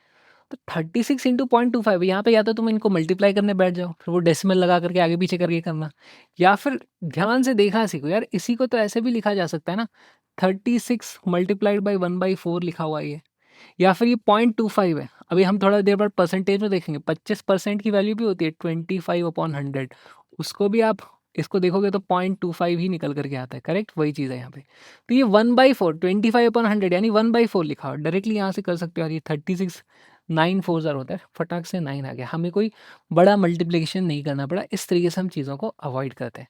अच्छा एक बात बताओ, मान लो मेरे पास ऐसे लिखा हुआ है 36 मल्टीप्लाइड बाई 0.26 लिखा हुआ है, अब क्या करोगे, अब तो ऐसी चीज़ नहीं होगी। तो यहाँ पर ये तो एग्जैक्ट वैल्यू थी यार, इसको मान लेना, इसको मान लेना, लेट से लगभग ये 36 मल्टीप्लाइड बाय 0.25 के ही बराबर है। कर दिया हमने थोड़ा सा उसको राउंड ऑफ, थोड़ा सा कर दिया, एक्चुअली किया गया मैंने। इसकी वैल्यू मान लो x थी, है ना। अगर ये था हमारे पास टोटल x, ये जो पूरा का पूरा है, मान लो ये था हमारे पास x, अब ये वैल्यू x से छोटी हो जाएगी, अब ये वैल्यू x से छोटी हो जाएगी, और ये जो है इसको मैं फटाक से लिख सकता हूँ यार, इसकी वैल्यू तो 9 है। अगर मैं इसको सॉल्व करने आता तो x आता, लेकिन क्योंकि मैंने इसको थोड़ा सा छोटा कर दिया फास्ट कैलकुलेशन के लिए, तो ये जो आया है ये इससे थोड़ा सा छोटा है, तो यहाँ से मैं बोल दूंगा यार ये जो हमारा x है, हमारा x 9 से थोड़ा सा बड़ा है, थोड़ा सा बड़ा है ना, बराबर सा ही है, थोड़ा बड़ा है, ऐसे कुछ लिख दो। है ना? तो अब तुम्हारे पास जो ऑप्शन होंगे वहाँ पे कैसे ऑप्शन होंगे 9 पॉइंट समथिंग 9.01 या ऐसा कुछ अगर है, मार देना उसको मार, ठीक है? और आपका करेक्ट आंसर हो जाएगा। इस तरीके से दोस्तों अपन करते हैं अप्रॉक्सिमेशन, ठीक है? और एक चीज़ देखो, और एक चीज़ अप्रॉक्सिमेशन के बारे में बताता हूँ। मान लो कभी ऐसा आ गया 36.1 मल्टीप्लाइड बाय 24.9 आएगा ऐसा बहुत बार। क्या करोगे? इसको करने जाओ 3 डिजिट की 2 नंबर हैं, उसको करने जाओगे, है ना? सॉरी, है ना? तो कैसे करोगे यहाँ पे? तो यहाँ पे आप ऐसे कर लेना, इस वाले को मैं थोड़ा-सा रिड्यूस कर दूँगा, इस वाले को मैं थोड़ा-सा बढ़ा दूँगा, ठीक है? थोड़ा-थोड़ा ही करना है, ज़्यादा नहीं करना। आप देखोगे 36.1 है उसको 36 कर दिया, कोई बहुत बड़ा नुकसान नहीं हुआ और 24.9 को उसने 25 कर दिया, है ना? इस तरीके से हम कर सकते हैं। अब यहाँ पे क्या करोगे? अरे यार अभी भी मल्टीप्लिकेशन करना पड़ रहा है, आप इसको 100 से मल्टीप्लाई और डिवाइड कर दो। जैसे ही ये होता है तो ये मुझे पता है यार ये 25 अपॉन 100 1/4 होता है, 1/4 इंटू 36 कितना होता है 9 और फिर 100 लगा हुआ है सीधे 900 इसको मैं लिख दूंगा। अच्छा ये एग्जैक्टली नहीं होगा, अप्रोक्सीमेट वैल्यू तो ऐसे कुछ मैं एरो लगा करके लिखूंगा, ये जो वैल्यू आई है इसकी अप्रोक्सीमेटली वैल्यू 900 के आसपास आ रही है। तो एक को बड़ा किया एक को छोटा किया, इस तरह की चीज़ें भी हम करते हैं अप्रोक्सीमेशन में, यानी कि जल्दी अगर मुझे कैलकुलेशन करनी है तो मैं इस तरह की चीज़ें कर सकता हूँ। और एक एग्जांपल देखो, मान लो मेरे पास लिखा है 0.33 मल्टीप्लाइड बाई 9। यार मुझे मालूम है कि अगर मैं इसको ऐसे लिख देता 0.33, रुको, 1/3 इंटू 9, मुझे मालूम है 1/3 कितना है 0.333333 इनफाइनाइट तक जाता है। यहाँ पे इनफाइनाइट तक नहीं गया, 2 डिजिट के बाद रुका हुआ था। मैंने कहा मान लेते हैं वो उसके बराबर है और इसकी वैल्यू आ रही है मेरे पास देखो डायरेक्टली 3। अच्छा यहाँ पे मैंने 0.33 को थोड़ा बड़ा कर दिया है, बड़ा करने पे आंसर ये आ रहा है, तो हमारे पास क्या आएगा कि भाई जो आंसर आने वाला है, अगर ये था मेरे पास x, तो x की वैल्यू थोड़ी छोटी है 3 से लेकिन लगभग बराबर है, ऐसा मैं कुछ लिख सकता हूँ। अप्रोक्सीमेशंस कुछ इस तरीके से करने, ठीक है? तो ये हो गया अप्रोक्सीमेशन। लेकिन असली पापा जी ऑफ अप्रोक्सीमेशन आता है हमारा बाइनोमियल अप्रोक्सीमेशन। तो लिखो पहले से, बाइनोमियल लिख लिया ना, ये लिख लिया लिख लिया लिख लिया। चलिए बाइनोमियल अप्रोक्सीमेशन क्या है? देखो दोस्तों, एक बाइनोमियल थ्योरम होती है, डेरिवेशन में अपने को नहीं जाना, अपन काम की चीज़ देखेंगे। हम देखेंगे काम की चीज़। यार अगर मेरे पास 1 प्लस एक्स की पावर n है, 1 प्लस एक्स की पावर n है, तो इसको मैं approximately equal to 1 plus N X लिख सकता हूँ if and only if x is much much smaller than 1। अगर ये x इससे बहुत ज़्यादा छोटा है तो हम इस तरीके से अप्रोक्सीमेशन कर लेते हैं। बहुत फॉर्मूले डेरिवेशन में इसका यूज़ होने वाला है, आगे आप चेक करोगे, ये बहुत ज़्यादा इंपॉर्टेंट है अपने फिजिक्स के हिसाब से। सिमिलरली अगर मेरे पास ऐसे लिखा हुआ है 1 माइनस एक्स की पावर अगर n लिखा हुआ है, सॉरी 1 माइनस एक्स, अरे इसकी होल पावर है यार, ठीक है 1 माइनस एक्स इसकी होल पावर है, इसको अप्रोक्सीमेटली मैं लिख सकता हूँ दिस इज इक्वल टू, अब क्या 1 माइनस एन एक्स हो जाएगा। अगेन यहाँ पर सेम चीज़ है, x is much much smaller than 1। जैसे इसका एग्जाम्पल देखा जाए, ठीक है, चलो कुछ एग्जाम्पल देखते हैं। अगर मान लो मेरे पास ऐसे लिखा हुआ है 1.02, इसकी पावर मेरे को 5 करनी है, फटाक से बताओ कैसे करोगे? थोड़ा अप्रोच समझो यहाँ पे। इसको आपको क्या लिखना है, इसी को मैं लिख सकता हूँ यार, ये ऐसे लिखा है 1 प्लस 0.02 इसकी पावर 5, करेक्ट? अब देखो ये 1 प्लस समथिंग 1 माइनस समथिंग उस फॉर्मेट में आ चुका है, तो यहाँ पे क्या होता है, ये जो पावर होती है उससे मल्टीप्लाई हो जाती है। देखो ये एन था वो उससे मल्टीप्लाई हो जाएगा, तो ये क्या बन जाएगा? अभी तक तो एग्जैक्ट था, अब अप्रोक्सीमेशन आ गया। यहाँ तक तो बराबर चल रही थी गाड़ी, अब अप्रोक्सीमेशन आया 1 प्लस 5 इंटू 0.002, यही था ना? नहीं 0.02, पॉइंट एक जीरो एक्स्ट्रा नहीं करेंगे, 0.02, करेक्ट? तो इसकी वैल्यू कितनी आ जाती है 1 प्लस 0.1, ठीक है, विच इज इक्वल टू 1.1। ज़रा अपने कैलकुलेटर से भी एक बार करके देख लो, इसकी वैल्यू यही आएगी, लगभग लगभग यही आ जाएगी। ओके, इसका फिजिक्स में किस तरीके से इस्तेमाल किया जाता है? अच्छा चलो एक और बात बताओ, एक और बात बताओ।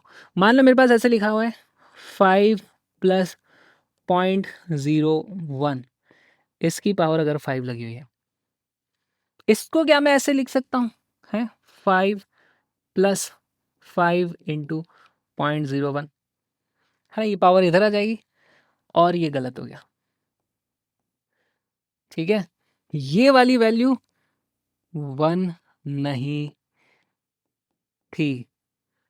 1 के साथ ही होता है, 1 प्लस माइनस होना चाहिए। ठीक है, फिजिक्स में हम उसका भी यूज़ करते हैं, कॉमन निकाल करके कर लेते हैं। तो जब आएगी वो वाली वैल्यू यूज़ करने की, तब हम उसे करके आपको बताएंगे। चलो, फिजिक्स में कई बार ऐसा यूज़ होता है कि यार मान लो ऐसा है कि आर का cube minus R minus sorry ऐसे लो, आर प्लस एच का होल क्यूब माइनस आर का क्यूब। मान लो मुझे ये करना है, कैसे करोगे? अब देखो, यहाँ पर आर बहुत बड़ा है, मान लो let's say radius of earth है, और एच हाइट है, मेरी हाइट है जो कि 1.25 मीटर इस तरीके की कुछ है। Radius of earth 6400 kilometre radius, और ये हाइट मेरी 1.5 मीटर, तो बहुत छोटी है। लेकिन इसकी वैल्यू जीरो भी नहीं होगी, वो कुछ तो वैल्यू निकल के आएगी, तो हमें वो निकालना है। अप्रोक्सीमेशन यहाँ पे हम यूज़ करेंगे, एग्जाम हॉल में बैठ करके बड़ी चीज़ें तो करने नहीं वाले।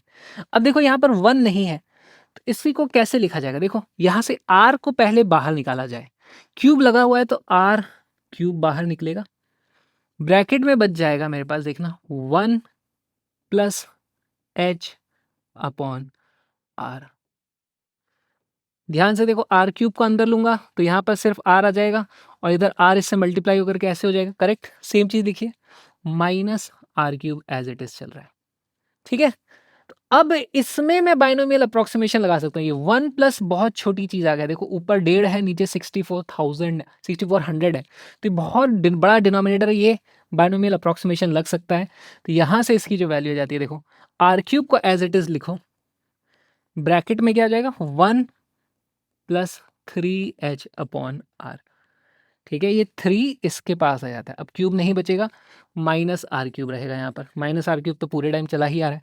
अब इस ब्रैकेट को जब आप ओपन करोगे तो यहाँ से देखो मेरे पास क्या होता है, आर क्यूब आएगा प्लस 3r² आएगा, माइनस आर क्यूब है तो यहाँ से आर क्यूब से आर क्यूब कट जाएगा, और मेरे पास क्या बच जाएगा, लिख ही देता हूँ ना, R cube plus 3h R cube upon R minus R cube. यहाँ पे आप देखोगे हमारे पास आर क्यूब से आर क्यूब कट गया, और एक आर से ये स्क्वायर बच गया, और हमारे पास गलत आर क्यूब काट दिया मैंने। ऐसे क्यों किया? काटना था ये वाला है, गलत वाला काट दिया। And this is equal to, दोस्तों ये मेरे पास आया था 3h r²। इसकी वैल्यू 0 नहीं है, काफ़ी बड़ी है, 6400 का स्क्वायर है ये। h मेरी हाइट 1.5 मीटर थी, तो ये वैल्यू काफ़ी आसपास थी, फिर भी उनको सब्ट्रैक्ट किया। तो इस तरीके से अपने को बाइनोमियल अप्रोक्सीमेशन का यूज़ बहुत बार करना पड़ेगा। लिख लो इसको, लिख लो लिख लो लिख लो। आ जाओ, कुछ क्वेश्चन करते हैं इसके। पहले तो यार तुम लोग खुद से अटेम्प्ट करो, वीडियो को पॉज करो, क्वेश्चन को सॉल्व करो।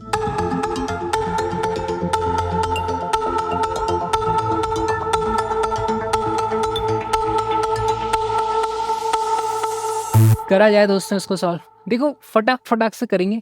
इसको मैं सीधे सीधे लिख सकता हूँ, ये लिखा है मेरे पास 1 प्लस 0.0005 उसकी power 5 which is equal to 1 as it is रहेगा, plus 5 multiplied by 0.0005, correct, which is equal to 1 plus ये कितना हो गया 0.0025 which is equal to 1.0025। Calculator से करके देख लेना, यही आता है अप्रोक्सीमेटली। ठीक है, यहाँ पे अप्रोक्सीमेशन आ गया। चलिए यहाँ पे क्या लिखा है, 1 प्लस 0.05 की power -3 which is approximately equal to, अब सीधे लिखूंगा 1 माइनस 0.15। कितनों को समझ में आया? कितनों को समझ में? -3 इससे अगर के मल्टीप्लाई हुआ है तो -0.15 बचेगा, -3 मल्टीप्लाई हो जाएगा क्योंकि ऊपर पावर नेगेटिव है ना, यहाँ पे n होता है तो n मल्टीप्लाई होता है। आपके -3 था तो -3 आ जाएगा, और यहाँ से वैल्यू बचती है 0.85। चेक करके देखो कितना आता है, इसके आसपास आती है वैल्यू कितनी। यहाँ पे देखो इसको कैसे करोगे, इसको लिखा जा सकता है 1 माइनस 0.02 इसकी पावर हाफ। कितनों को ये चीज़ समझ में आई भाई? ये तो हो गया 0.98, और किसी का भी अंडर रूट यानी कि पावर हाफ लगी हुई है। ओके, यहाँ से बाइनोमियल अप्रोक्सीमेशन करेंगे तो क्या आ जाएगा 1 माइनस, अब ये हाफ इधर चला जाएगा तो ये बचता है हाफ मल्टीप्लाइड बाई 0.02 कर दूंगा तो आ जाएगा 1 minus 0.01 which is equal to 0.99। कितना को समझ में आया, कितने को समझ में आया? लास्ट ये वाला बहुत ज़बरदस्त है, इसको पहले ऊपर लेके आऊँ मैं तो ये पावर 2 जो है वो -2 हो जाएगी। एक्सपोनेंट्स में सिखाएंगे इस चीज़ को कैसे होता है। अभी के लिए देखो यहाँ पर हो जाते हैं मेरे पास ये 1 प्लस 0.003 इसकी power -2 which is equal to, ये आ जाएगा मेरे पास 1 minus 2 multiplied by 0.003 which is equal to 1 minus 0.006 which is equal to 0.994। कितने को समझ में आया? अप्रॉक्सीमेशंस इस तरीके के कुछ अप्रॉक्सीमेशंस होते हैं, इस तरीके के कुछ अप्रॉक्सीमेशंस होते हैं। और ये बाइनोमियल का एक और आ जाता है यार, इसको लिख लो पहले, इसको लिख लो। एक और चीज़ बता देता हूँ तुम्हें, एक और चीज़ बता देता हूँ, एक और चीज़ बता देता हूँ यार। इसी बाइनोमियल से एक और चीज़ निकल के आती है। अगर मेरे पास ऐसा है ना 1/1 माइनस एक्स, तो उसको मैं अप्रॉक्सीमेटली 1 प्लस एक्स ऐसे भी लिख सकता हूँ, ठीक है? क्योंकि 1 माइनस एक्स है, इसका अब आप बाइनोमियल कर लेना, इसका थोड़ा सा डेरिवेशन हो जाता है। यहाँ पर एक्स बहुत बहुत छोटा है 1 से, ठीक है? दूसरी चीज़ 1/1 प्लस एक्स होता है, तो इसको आप अप्रॉक्सीमेटली 1 माइनस एक्स लिख सकते हो। बहुत बार करना पड़ेगा, बहुत बार करना पड़ेगा। और इसको ऐसे देखो, 1 से थोड़ा सा छोटा है डिनोमिनेटर, तो ओवरऑल वैल्यू 1 से थोड़ी सी बड़ी हो जाएगी। और यहाँ पे देखो 1 से थोड़ा सा बड़ा है, क्योंकि x तो बहुत छोटा है तो थोड़ा सा बड़ा है। यहाँ पे ध्यान से देखना, इस वाले को ध्यान से देखो, हमारे पास 1 और डिनोमिनेटर 1 से थोड़ा सा बड़ा है, तो ये जो ओवरऑल वैल्यू होगी 1 से थोड़ी सी छोटी हो जाएगी। तो 1 माइनस वो छोटी सी वैल्यू को माइनस कर दिया, तो 1 से थोड़ी सी छोटी वैल्यू आ गई। इस तरीके से भी तुम याद कर सकते हो, बाइनोमियल अप्रॉक्सीमेशन का ही ये भी एक यूज़ है। इसको भी लिख लो, इसको भी लिख लो, and let's move on. Next हमको देखना है, ओ स्टोरी टाइम आ गया गाइस। तो अपने इस कोर्स में हम एक चीज़ करने वाले हैं, रोज़ एक धुरंधर कमेंट आएगा और रोज़ एक स्टोरी टाइम आएगा, ठीक है? हर क्लास के बीच में तुम्हारे लिए ब्रेक्स इनबिल्ट हैं दोस्तों। तो आज की यार मैं तुम्हें स्टोरी जो बताने वाला हूँ बेसिकली मेरे सिलेक्शन की स्टोरी है। ये मेरी फ़ोटो है, मेरी और पल्लवी की, माई वाइफ। तो जब हम IIT खड़गपुर अभी घूमने गए थे तो तब वहाँ पे हमने खिंचाई थी। मेरे को अपने IIT की सिलेक्शन के दिन वाली फ़ोटो कोई मिली नहीं, तो मैंने कहा यार ये वाली फ़ोटो डाल देते। पॉइंट ये कि अगर तुम्हें सेलेक्ट होना है ना, JEE में, नीट में, कहीं पे भी सेलेक्ट होना है, तो यार एग्ज़ाम में तो बहुत लोग अपीयर हो रहे हैं, सेलेक्ट कौन होगा? सिलेबस भी उतना सा लिमिटेड है।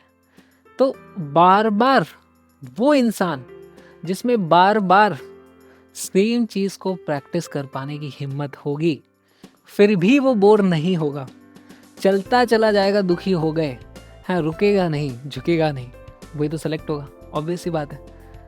तो अब तुम्हें ये देखना है कि इतने जो लाखों लोग बैठ रहे हैं एग्ज़ाम देने के लिए, इसमें 10% का भी सिलेक्शन नहीं होना। आप टाइम वेस्ट करने वाले लोगों की कैटेगरी में हो, या आप अपने टाइम का सदुपयोग करोगे भाई? इधर उधर की डिस्ट्रैक्शंस आपको हटाने पड़ेंगे।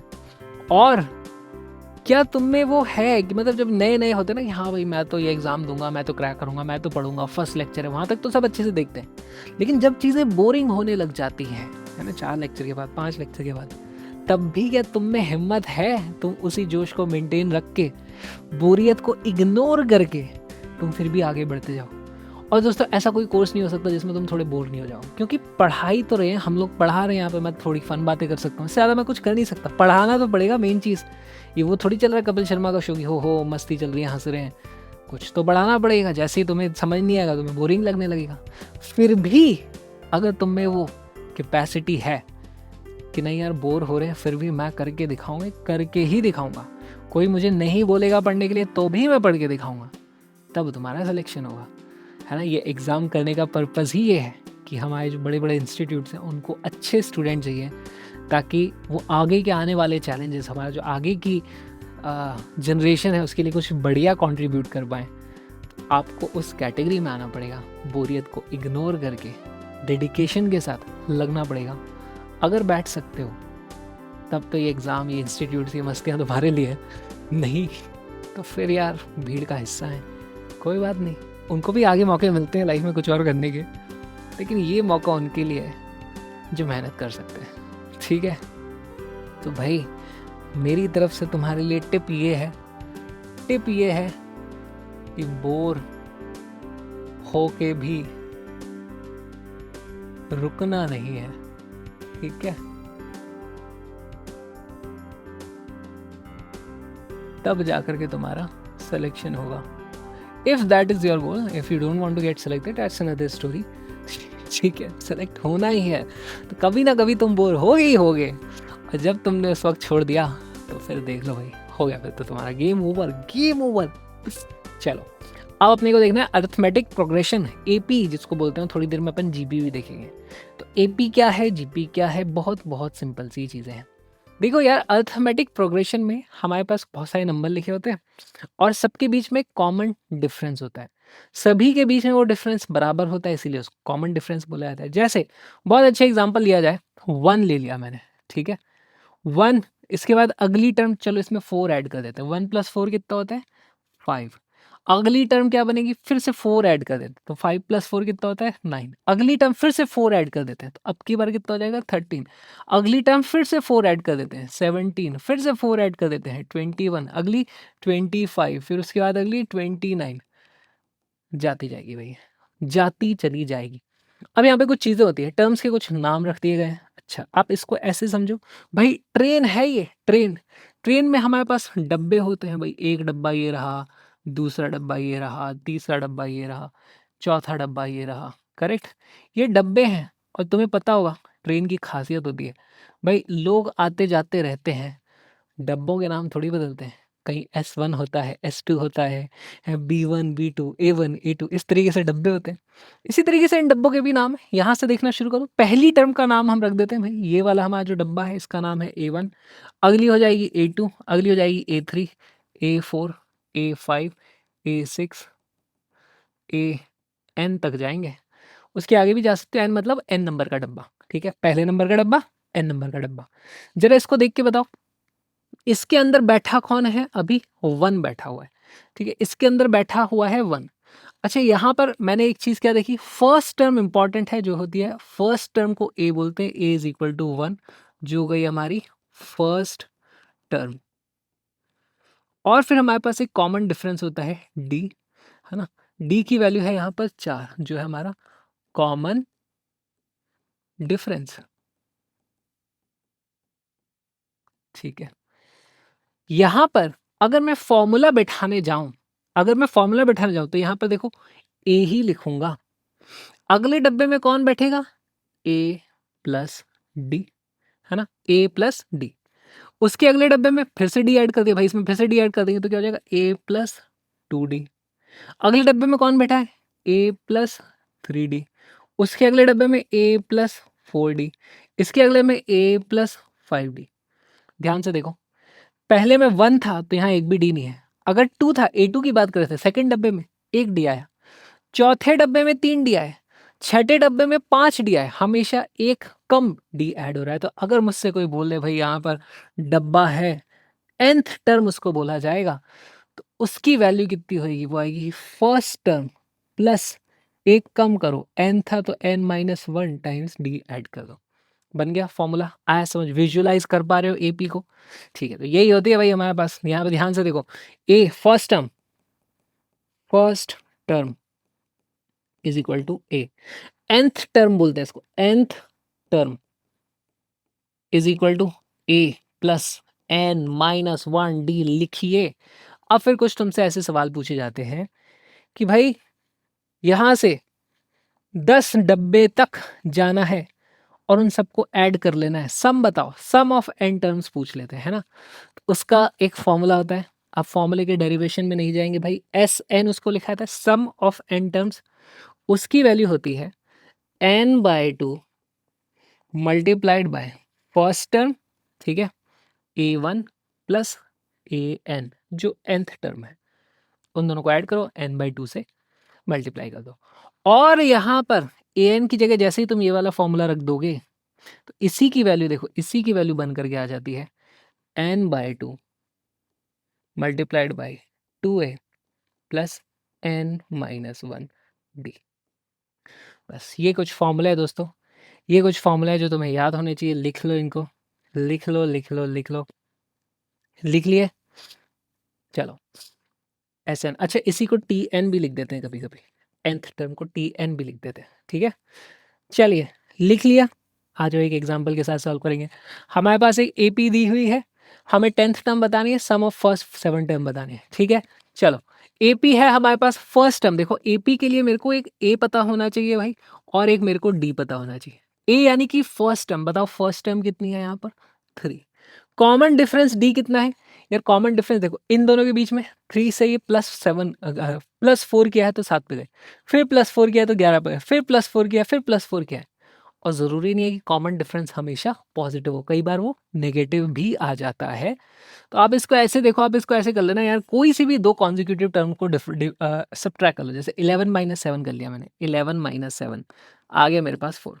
कॉमन डिफरेंस की वैल्यू मेरे पास 4 आ गई। चलो, 10th टर्म पता किया जाए, ठीक है। तो उसको T10 भी लिख सकते हैं, या फिर A10 भी लिख सकते हैं। इसकी वैल्यू कितनी हो जाएगी, इसकी वैल्यू हो जाती है A प्लस n-1 डी। ज़रा लिखो वैल्यू, ए यानी कि फर्स्ट टर्म थी 3, प्लस 10 - 1 यानी कि 9 करना ना, plus 9 multiplied by common difference था 4।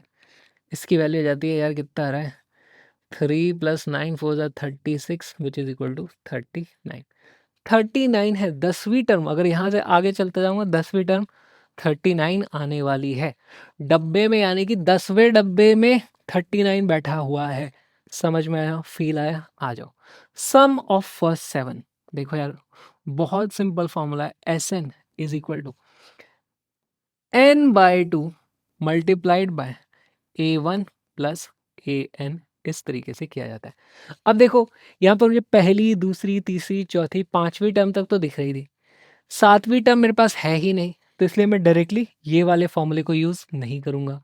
अगर दिख रही होती, मान लो मुझसे कोई पूछ लेता S3 बता दो, पहली 3 टर्म्स का सम, तो मैं क्या करता, 3/2 मल्टीप्लाइड बाय पहली टर्म है 3 प्लस तीसरी टर्म है 11। इस तरीके से कर देता है, कितना था, 11 + 3 14, 14/2 7, 7 3 21 आ जाता। चेक कर लो, 11 + 7 + 3 21 होता है, हो गया। यहाँ पर मेरे को दूसरा फॉर्मूला लगाना पड़ेगा। यहाँ पर मेरे पास फॉर्मूला जाएगा एस ऑफ फर्स्ट 7, तो S7 is equal to 7/2 multiplied by, देखो दूसरा दूसरा फॉर्मूला अपने पास क्या था, दूसरा फॉर्मूला क्या था, 2a + n - 1 डी, है ना, यहीं से आया है। 2a यानी 2 मल्टीप्लाइड बाई 3 प्लस n-1 यानी कि 7 7 पता करना है ना, तो 7 - 1 इंटू डी, डी की वैल्यू है 4। चेक करो इसकी वैल्यू कितनी आती है, 7/2, ये है मेरे पास 6 + 4 × 6, 6 + 4 × 6 हो जाता है 24, यानी कि 25 ही हो रहा था, हाँ सॉरी 30/2 हो रहा था ये, 15 × 7, इसे 15 × 7 तो हो जाता है 105। इस तरीके से चीज़ें होंगी दोस्तों, इस तरीके से चीज़ें होंगी। बहुत ही सिंपल है, arithmetic progression, this is it. लिख लो लिख लो लिख लो, लिख ही लो। अब अपने को देखना है दोस्तों, जियोमेट्रिक प्रोग्रेशन। जियोमेट्रिक प्रोग्रेशन क्या होता है, अगेन ऐसे ही एपी का छोटा भाई, बड़ा भाई, कोई सा भी भाई बोल लो, दूर का रिश्तेदार बोल लो, जो बोलना है बोल लो। यहाँ पर अगेन अपने पास फर्स्ट टर्म होने वाली है ए। अभी तक क्या होता था, ए प्लस डी किया करते थे वहां पे। अब की बार कुछ ऐड नहीं हो रहा है, कुछ मल्टीप्लाई हो रहा है। जो मल्टीप्लाई होता है उसको हम बोलते हैं कॉमन रेशियो, और यहाँ पे प्लस नहीं आ सकता, अब मल्टीप्लाई करना है तो ए आर लगेगा अगले में। अब इसमें फिर से कॉमन रेशियो मल्टीप्लाई होगा तो क्या हो जाएगा, ए आर स्क्वायर हो जाएगा।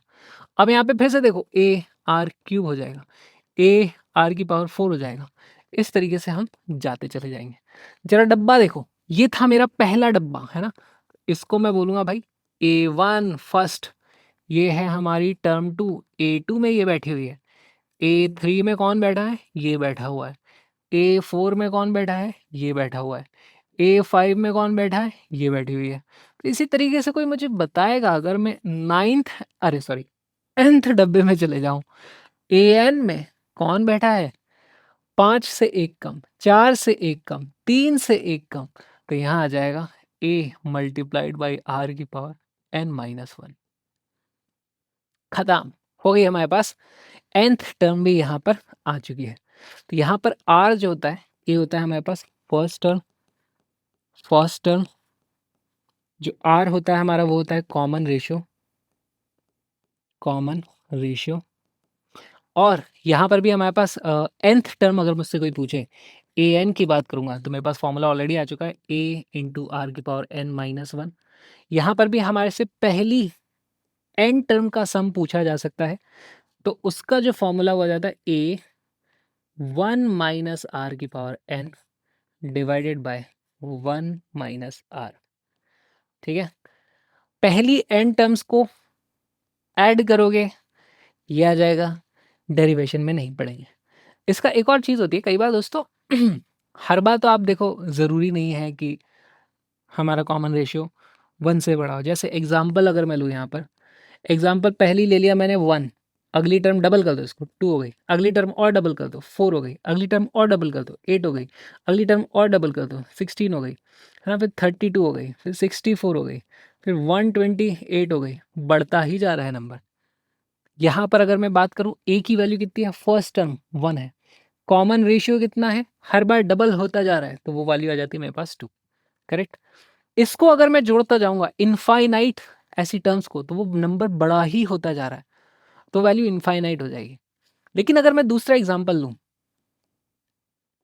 अगर मैं एक दूसरा एग्जांपल लूं जहां पर मेरे पास पहले 1 है, और ये वाला एग्जांपल काफ़ी यूज होता है, तो अगर पहला 1 है, दूसरा मैं इसका हाफ कर दूं, 1/2 कर दिया, फिर अगला मैं इसको और हाफ कर दूं तो 1/4 हो गया, अगला मैं और हाफ कर दूं 1/8 हो गया, और हाफ कर दूं 1/16 हो गया, और हाफ कर दूं 1/32 हो गया। यहाँ पर भी इस तरीके से आ गए। अब की बार फर्स्ट टर्म कौन है, वो है a इज इक्वल टू 1।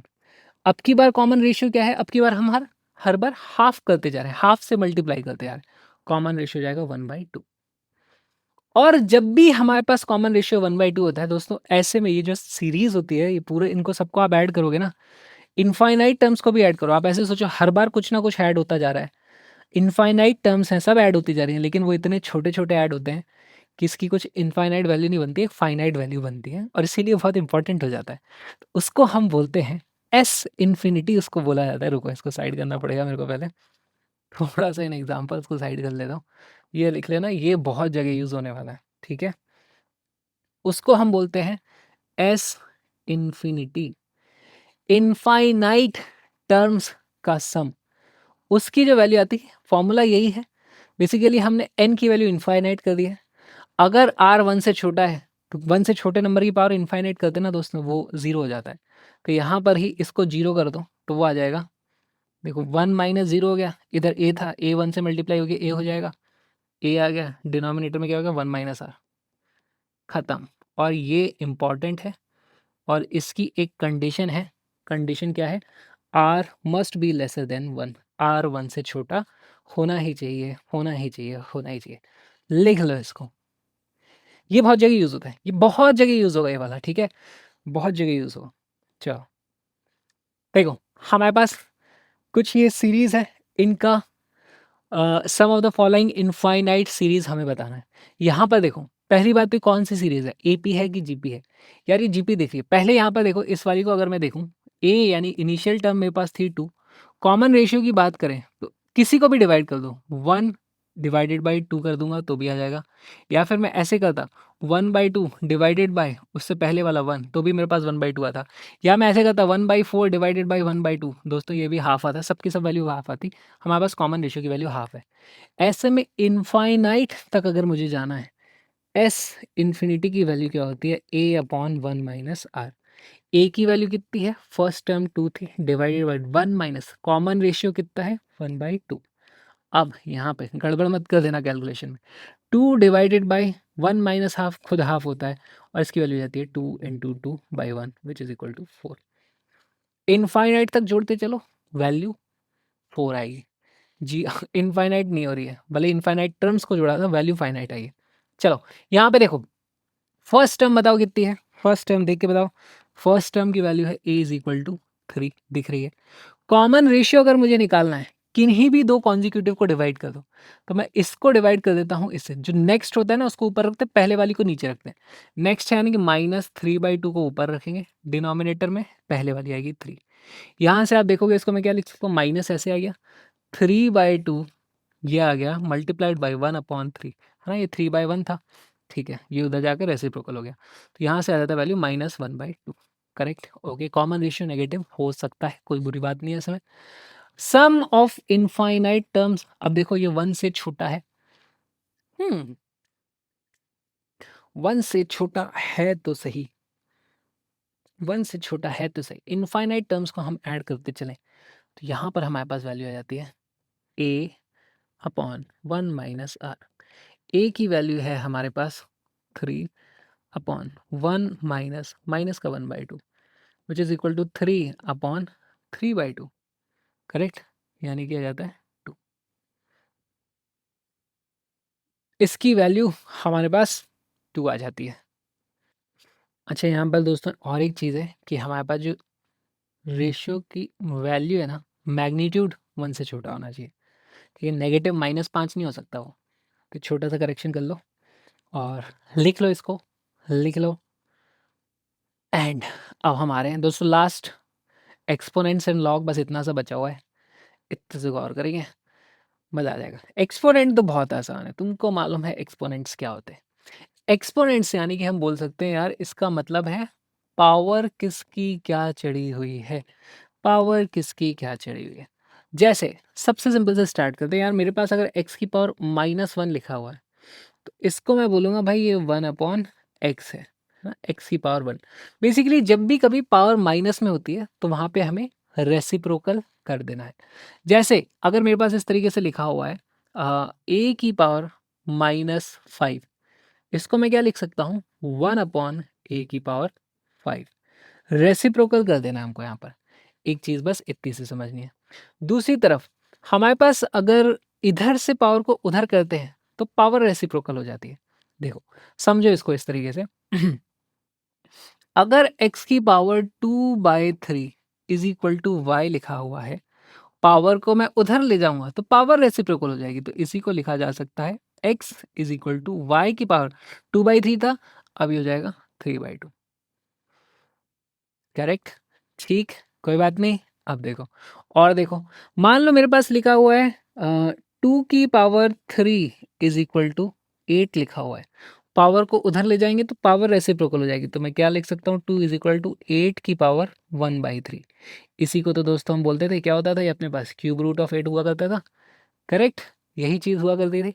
अच्छा, दोनों तरफ स्क्वायर कर दो, यहाँ पर दोनों तरफ स्क्वायर कर दो तो ये कितना हो जाता है 4 इज इक्वल टू 8 की पावर 1/3 का स्क्वायर। 2 का स्क्वायर है इधर, क्या है 2 का स्क्वायर है, इधर इसका स्क्वायर हो गया।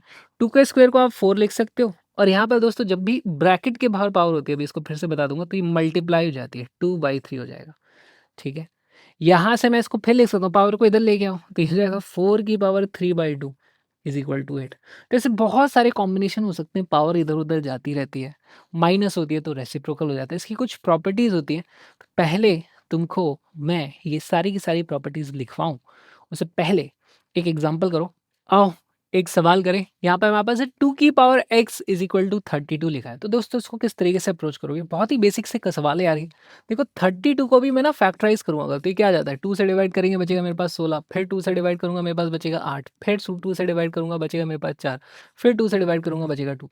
तो बेसिकली 5 बार 2 को मल्टीप्लाई करते हैं तो 32 आता है। मैं क्या लिख सकता हूँ 2 की power 5 is equal to, sorry ऐसे लिखो 2 की power x is equal to 2 की पावर 5 लिखा है, तो यहाँ से मैं बोल सकता हूँ यार x की वैल्यू तो मेरे पास 5 के बराबर आ रही है, यानी x की वैल्यू मेरे पास 5 के बराबर आ रही है। चलो अब कुछ प्रॉपर्टीज़ हैं हमारे पास, वो हमें पता होनी चाहिए। मान लो मेरे पास ऐसे लिखा है 2 की पावर 3 मल्टीप्लाइड बाय 2 की पावर 2, तो इसको मैं लिख सकता हूँ 2 की power 3 plus 2 which is equal to 2 की पावर 5। जनरल फॉर्म अगर मैं इसकी लिखने जाऊँ तो अगर मेरे पास a की पावर x मल्टीप्लाई डॉट यानी लगा हुआ है, यानी कि मल्टीप्लायर है, मल्टीप्लाई a की पावर y है, तो मैं लिख सकता हूँ a की पावर x प्लस y हो जाएगा। जब भी मल्टीप्लाई हो रहे होते हैं पावर्स ऐड हो जाती हैं। इसी का उल्टा अगर हमारे पास डिवाइड हो रहे हैं, अगर हमारे पास डिवाइड हो रहे हैं, है ना, जैसे a की पावर x अपॉन a की पावर y है, इसी को मैं क्या लिख सकता हूँ, डायरेक्टली लिख सकता हूँ ए की पावर एक्स माइनस वाई। कैसे आया, कैसे आया, जरा ध्यान से देखो, ये ए की पावर वाई जो है डिनोमिनेटर में, इसको मैं ऊपर लाऊंगा तो इसका एक्सपोनेंट माइनस हो जाएगा, है ना, रेसिप्रोकल हो जाता था, रेसिप्रोकल से करते हैं तो पावर नेगेटिव हो जाती है। इसी को लिखने का क्या तरीका है, इसको मैं लिख सकता हूँ ए की पावर एक्स मल्टीप्लाइड बाय ए की पावर माइनस वाई। अब दोनों मल्टीप्लाई हो रहे हैं तो यानी दोनों को ऐड करोगे, एक्स प्लस माइनस वाई करोगे तो एक्स माइनस वाई आ जाएगा। कैसे भी आप इसको देख सकते हो, बहुत ही बेसिक सी प्रॉपर्टी है। एक और प्रॉपर्टी होती है हमारे पास, क्या, लेट्स से x की पावर n है, इसकी होल पावर मैंने लगा दी है m, तो यहां से मेरे पास आता है, ये अब की बार दोनों ऐड नहीं होते, मल्टीप्लाई हो जाते हैं। कैसे हो जाते हैं, ये हो जाएगा मेरे पास x की power n multiplied by m। बहुत सिंपल, बहुत सिंपल, बहुत सिंपल। अच्छा, इसी का एक और एक्सटेंशन होता है। मान लो अगर मेरे पास x की power n divided by m लिखा हुआ है, तो इसको मैं लिख सकता हूँ x की पावर या तो n है, उसकी पावर 1/m चढ़ा हुआ है। क्योंकि देखो ये n और m जो लिखा हुआ है, ये n अपॉन m लिखा हुआ है, उसको मैं ऐसे लिख सकता हूँ ना, n मल्टीप्लाइड बाई 1/m। ठीक है, और जब भी कोई मल्टीप्लाई हो रहे हैं, इसका मतलब एक अंदर है एक बाहर है। कौन सा अंदर कौन सा बाहर, फर्क नहीं पड़ता। तो सिमिलरली मैं इसको ऐसे भी लिख सकता था, x की पावर 1/m और उसकी पावर n। ठीक है, ऐसे भी लिखा जा सकता है। ये एक्सपोनेंट्स के थोड़े से खेल हैं जो अपने को आने चाहिए। इतने से ही खेल हैं, लिख लो, इसके एग्जाम्पल करेंगे तो तुम्हें समझ में आ जाएगा। Solve for x in the following questions. अब देखो यहाँ पर हमें सॉल्व करना है, ये वाला तो अपन ऑलरेडी कर चुके हैं। एक्स की पावर 3/2 इज इक्वल टू 8, ये पावर को उधर भेजेंगे तो क्या हो जाएगा, x इज इक्वल टू 8 की पावर 2/3, है ना। अब देखो यहाँ से मैं क्या लिख सकता हूँ, 8 की पावर 2/3 है तो 2 को बाहर कर दो, इसको मैं लिख सकता हूँ 8 की पावर 1/3। इसको मल्टीप्लाई करना है, इस पूरे की पावर 2 चढ़ी हुई है। कौन सी प्रॉपर्टी लगा दी हमने, कौन सी प्रॉपर्टी लगा दी, ये वाली प्रॉपर्टी लगा दी। 2/3 था तो हमने 1/3 नीचे रख दिया, 2 बाहर निकाल दिया। ध्यान से देखो, यही काम यहाँ पे किया है। अच्छा, 8 की पावर 1/3 होता है मेरे पास 2, तो ये 2 आया, 2 का भी स्क्वायर है और इसको फर्दर सिंप्लीफाई करेंगे तो वैल्यू मेरे पास आ जाती है 4। एक्स की वैल्यू 4 आ गई। बढ़िया सवाल। आओ जरा यहाँ पर देखते हैं, 4x की पावर 1/2, बेसिकली ये इसका अंडर रूट किया हुआ है, उस तरफ जाएगा तो क्या हो जाएगा, 4x इधर रह जाएगा, 6 की पावर अब 2 हो जाएगा, वो रेसिप्रोकल हो जाता है ना, 2/1 हो जाएगा, बेसिकली 2 ही है वो। तो यहाँ से मेरे पास जाता है 4x इज इक्वल टू 6 6 36, भाई ये 1 है ना। तो यहाँ से आ जाता है x इज इक्वल टू 9। बढ़िया सवाल। देख लो, छोटे छोटे वेरिएशन बन रहे हैं, ऐसे बहुत सारी कैलकुलेशन अपने को लगेंगी। यहाँ पर तो बहुत ही सिंपल है, 3 की power 6 minus X is equal to 3 की पावर 3 लगा हुआ है ये। तो यहाँ से पता चल जाता है मेरे को, क्या पता चला है, 6 minus X is equal to 3, यानी कि x इज इक्वल टू 3। तीनों बहुत सिंपल सवाल थे, तीनों में छोटे छोटे अलग अलग कॉन्सेप्ट का हमने यूज़ किया। लिख लियो, लिख लियो, लिख लियो, and find the value of x। अच्छा, ये थोड़े से और सवाल है, इनको भी सॉल्व किया जाए। यहां से देखो, मेरे को कुछ 3/5 है, यहाँ पे 5/3 है, तो एक बात तो पक्की है, इनको अगर मैं रेसिप्रोकल कर दूं किसी को भी तो उसकी पावर नेगेटिव हो जाएगी। जैसे यहां से मैं लिख सकता हूं, मेरे पास क्या लिखा है, 3/5 इसकी पावर x-2 है, इज इक्वल टू, अब मैं इसको रेसिप्रोकल कर रहा हूँ तो पावर नेगेटिव हो जाएगी, तो अगेन 5/3 था, उसका रेसिप्रोकल 3/5 हो गया, और इसकी पावर x-4 थी तो अब वो माइनस का x-4 हो जाएगी। पूरे को माइनस करना, गलत मत करना। यहाँ से मैं कंपैरिजन करके क्या देख सकता हूँ भाई, अब ये तो दोनों सेम थे, यानी कि x-2 जरूर माइनस का x-4 के बराबर रहा होगा। इसको थोड़ा सा सॉल्व करेंगे, यहाँ से ये आ जाता है x-2 is equal to minus X plus 4, X इधर आएगा 2x is equal to 6, x is equal to 3। हो गया सॉल्व, बहुत अच्छा था, बढ़िया कॉन्सेप्ट, मजा आया। आ जाओ यहाँ पे देखो, अगेन सेम चीज हो रही है यार, यहाँ पे इसको रेसिप्रोकल करूंगा तो ये -3 हो जाएगा, इसको रेसिप्रोकल करूंगा तो ये तो 1 माइनस एक्स हो जाएगा, किसी एक को रेसिप्रोकल करना पड़ेगा। तो यहाँ से मेरे पास आता है, अब की बार इसको कर लेते अपन, b/2a, इसकी पावर क्या है, 1 माइनस एक्स। देखो मैंने x-1 को डायरेक्ट -1 से मल्टीप्लाई करके 1 माइनस एक्स कर दिया, थोड़े स्टेप्स खाने लगा हूँ मैं अब, तुम लोग भी खाना शुरू करो।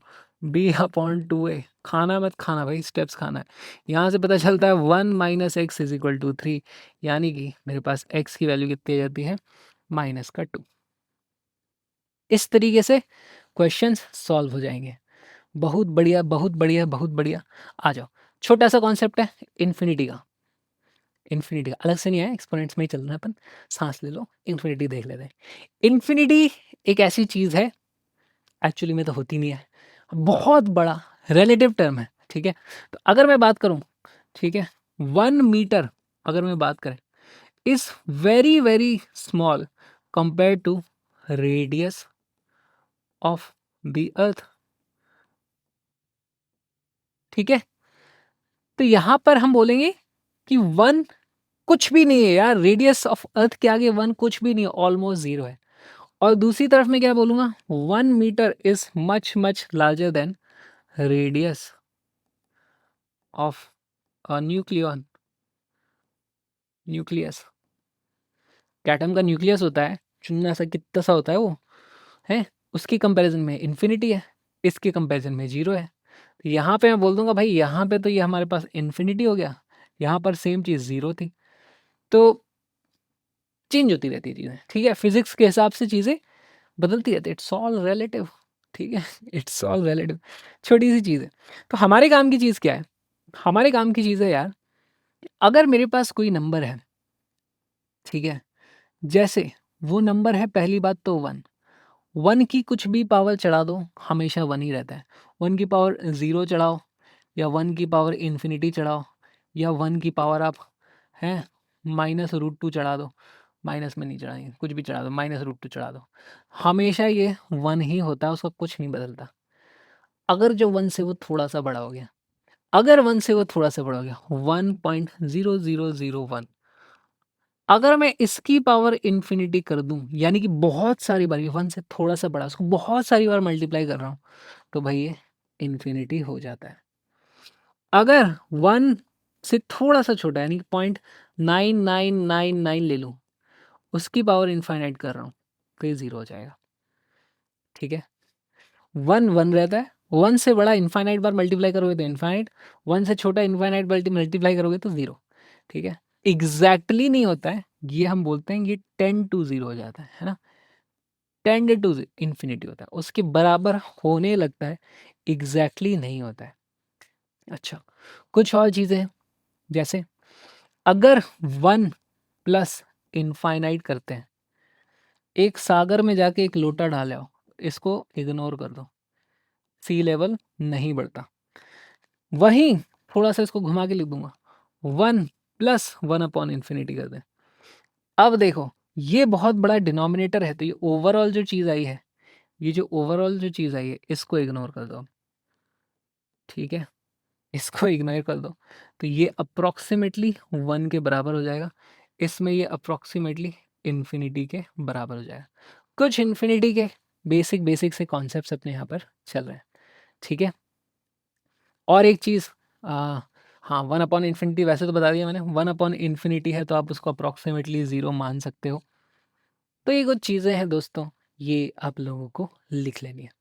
अच्छा, किसी भी नंबर की पावर ज़ीरो चढ़ती है ना, एक्स की पावर ज़ीरो वो हमेशा वन के बराबर होता है। यहाँ पर x can not be equal to zero, ठीक है। तो जैसे वन की पावर ज़ीरो लगा दिया मैंने, 5 की पावर ज़ीरो लगा दिया, 999 की पावर ज़ीरो लगा दिया, -8 की पावर ज़ीरो लगा दिया, किसी की भी पावर ज़ीरो लगा दो, उसकी वैल्यू हमेशा वन के बराबर होती है। लेकिन ज़ीरो की power zero is equal to not defined, ये डिफाइंड नहीं है बस, इसमें कंफ्यूज मत हो जाना, इसमें कंफ्यूज मत हो जाना, ठीक ठीक ठीक, बस इतना सही है, लिख लो, लिखो, ख़त्म करो, आगे बढ़ें। धुरंधर कमेंट। तो दोस्तों, तुम्हारे लिए सेगमेंट आया भाई, तुम्हें क्या करना है, तुम्हें इस वीडियो पे कमेंट करना है, तो वो अगले वीडियो में मैं तुम्हारा हमारे कमेंट सेक्शन से धुरंधर धुरंधर वाले कमेंट उठा करके लाऊंगा। और कुछ ऐसे रोस्टिंग वाले कमेंट करो यार, कुछ बढ़िया बढ़िया कमेंट करो। आज तो मैं ऐसे ही कमेंट उठा करके लेके आऊँ भाई, पीछे की नियॉन लाइट का ब्राइटनेस थोड़ा कम कर दिया करो प्लीज़। तो ये मेरा जो पुराना वाला कोर्स था, पुराना तो नहीं है, ये भी ज़बरदस्त कोर्स है, इसमें मैं आईपैड पे पढ़ाता हूँ, तो उसमें पीछे मैंने नियॉन लाइट लगाई थी, तो उसने उस पे कमेंट किया है। हमको चाहिए यार कुछ अतरंगी, कुछ खुरापाती वाले जो कमेंट होते हैं ना, आप में खुरापात भरी तो तुम में सब में है, मुझे मालूम है। कुछ कमेंट करो, उसको हम यहाँ पर लेकर के आएँगे, मज़ा आएगा, आप भी मज़े करना, हम भी मज़े करें। आज का कमेंट है दास 108 एक्स का। लेट्स सी आप क्या कमेंट करते हैं। वेट कर रहा हूँ मैं, कर रहा हूँ, सही में कर रहा हूँ। और अब आज का लास्ट टॉपिक आ गया है। लास्ट टॉपिक लॉग है, एक्सपोनेंट का ही जुड़वा भाई, एक्सपोनेंट का ही जुड़वा भाई। देखो लॉग में तुमने पढ़ा होगा कि एक बेस होता है ना। लॉग ऐसे लिखते हैं, यहाँ नीचे ए लिख देते हैं, यहाँ पे बी लिख देते हैं और उसकी वैल्यू लेट से एक्स आ रखी है। तो यहाँ पर एक चीज़ हमें मालूम है, सबको मालूम है, ए जो होता है हमारा बेस होता है। इसका मतलब क्या होता है दोस्तों? इस चीज़ का मतलब क्या है? इसका मतलब होता है ए की क्या पावर चढ़ा दूं कि वो बी बन जाए। हमने सवाल पूछा ए की क्या पावर चढ़ा दूं कि वो बी बन जाए, तो जवाब आया ए की आप एक्स पावर चढ़ा दो तो वो बी बन जाएगा। पर ये चढ़ने नहीं दे रहा। ए की एक्स पावर चढ़ा दो तो वो बी बन जाएगा, ए की पावर एक्स चढ़ा दो तो वो बी बन जाएगा। इसी का क्या मतलब आया, यहाँ से देखो एक्सपोनेंट से लिंक करेंगे अपन। ए की पावर क्या चढ़ा दूं कि बी बन जाए, जवाब मिला एक्स। ए की पावर क्या चढ़ा दूं, एक्स चढ़ा दो तो वो बी बन जाएगा। देखना समझ में आया लॉग का मतलब क्या होता है। चलो इसका एक एग्जाम्पल से कर देते हैं। लॉग बेस 2 है 8। जरा मुझे बताओ इसकी क्या वैल्यू होगी। 2 की क्या पावर चढ़ा दूं कि वो 8 बन जाए। भाई 2 की आप 3 पावर चढ़ा दो तो वो 8 बन जाएगा। चलो लॉग बेस 10, 10 की क्या पावर चढ़ा दूं कि वो 1000 बन जाए, 10,000 बन जाए। बताओ 10 की क्या पावर चढ़ा दूं। भाई 10 की पावर आप 4 चढ़ा दो तो वो 10,000 बन जाएगा। है ना, बहुत ज़्यादा सिंपल। बस यही होता है लॉग, और कुछ भी नहीं होता है। 4 आइडेंटिटी और आएंगी और फिर क्लियर हो जाएगा लॉग। ठीक है, 4 आइडेंटिटीज और आनी है, क्लियर हो जाएगा। चलो एक और एग्जाम्पल करो। लॉग बेस 2 1.414, बताओ कितना होगा। 2 की कितनी पावर चढ़ा दूं कि ये बन जाए। कैसे करें, लॉग टेबल लग जाएगी। अरे नहीं भाई, ध्यान से देखिए क्या लिखा है। ये लिखा हुआ है लॉग बेस 2, ये जो वैल्यू है ये √2 नहीं लिखा हुआ क्या। 2 की क्या पावर चढ़ा दूं कि वो √2 बन जाए। अरे 2 की पावर आप 1/2 करनी है ना अपने को, तो 2 की पावर हाफ चढ़ा दो भाई। 2 की पावर हाफ चढ़ा दो तो √2 बन जाएगा। खत्म बात, खत्म हो गई बात। और एक चीज देखो है, अब देखना अब मजा आएगा। लॉग बेस 2 0.5, 2 की क्या पावर चढ़ा दो कि वो हाफ बन जाए। ध्यान से देखना, 2 की क्या पावर चढ़ा दो कि वो हाफ बन जाए। जरा ध्यान से देखो, 2 की पावर अगर मैं -1 करता हूँ तो क्या बन जाता है 1/2, उसी को तो बोलते हैं 0.5। 2 की क्या पावर चढ़ा दो कि वो 0.5 बन जाए। 2 की क्या पावर चढ़ा दो कि 0.5 बन जाए। भाई -1 चढ़ा दे, हो गया खत्म हो गया, खत्म खत्म। यही है लॉग दोस्तों, इतना सिंपल है, इतना ज़्यादा सिंपल है कि हमने सोचा नहीं था। है, एक और एग्जांपल करोगे।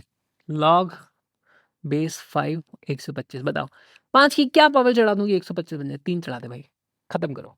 ठीक है, तो लिखो this is log, this is log. ये अपनी डेफिनेशन आ गई है, दिस इज और डेफिनेशन,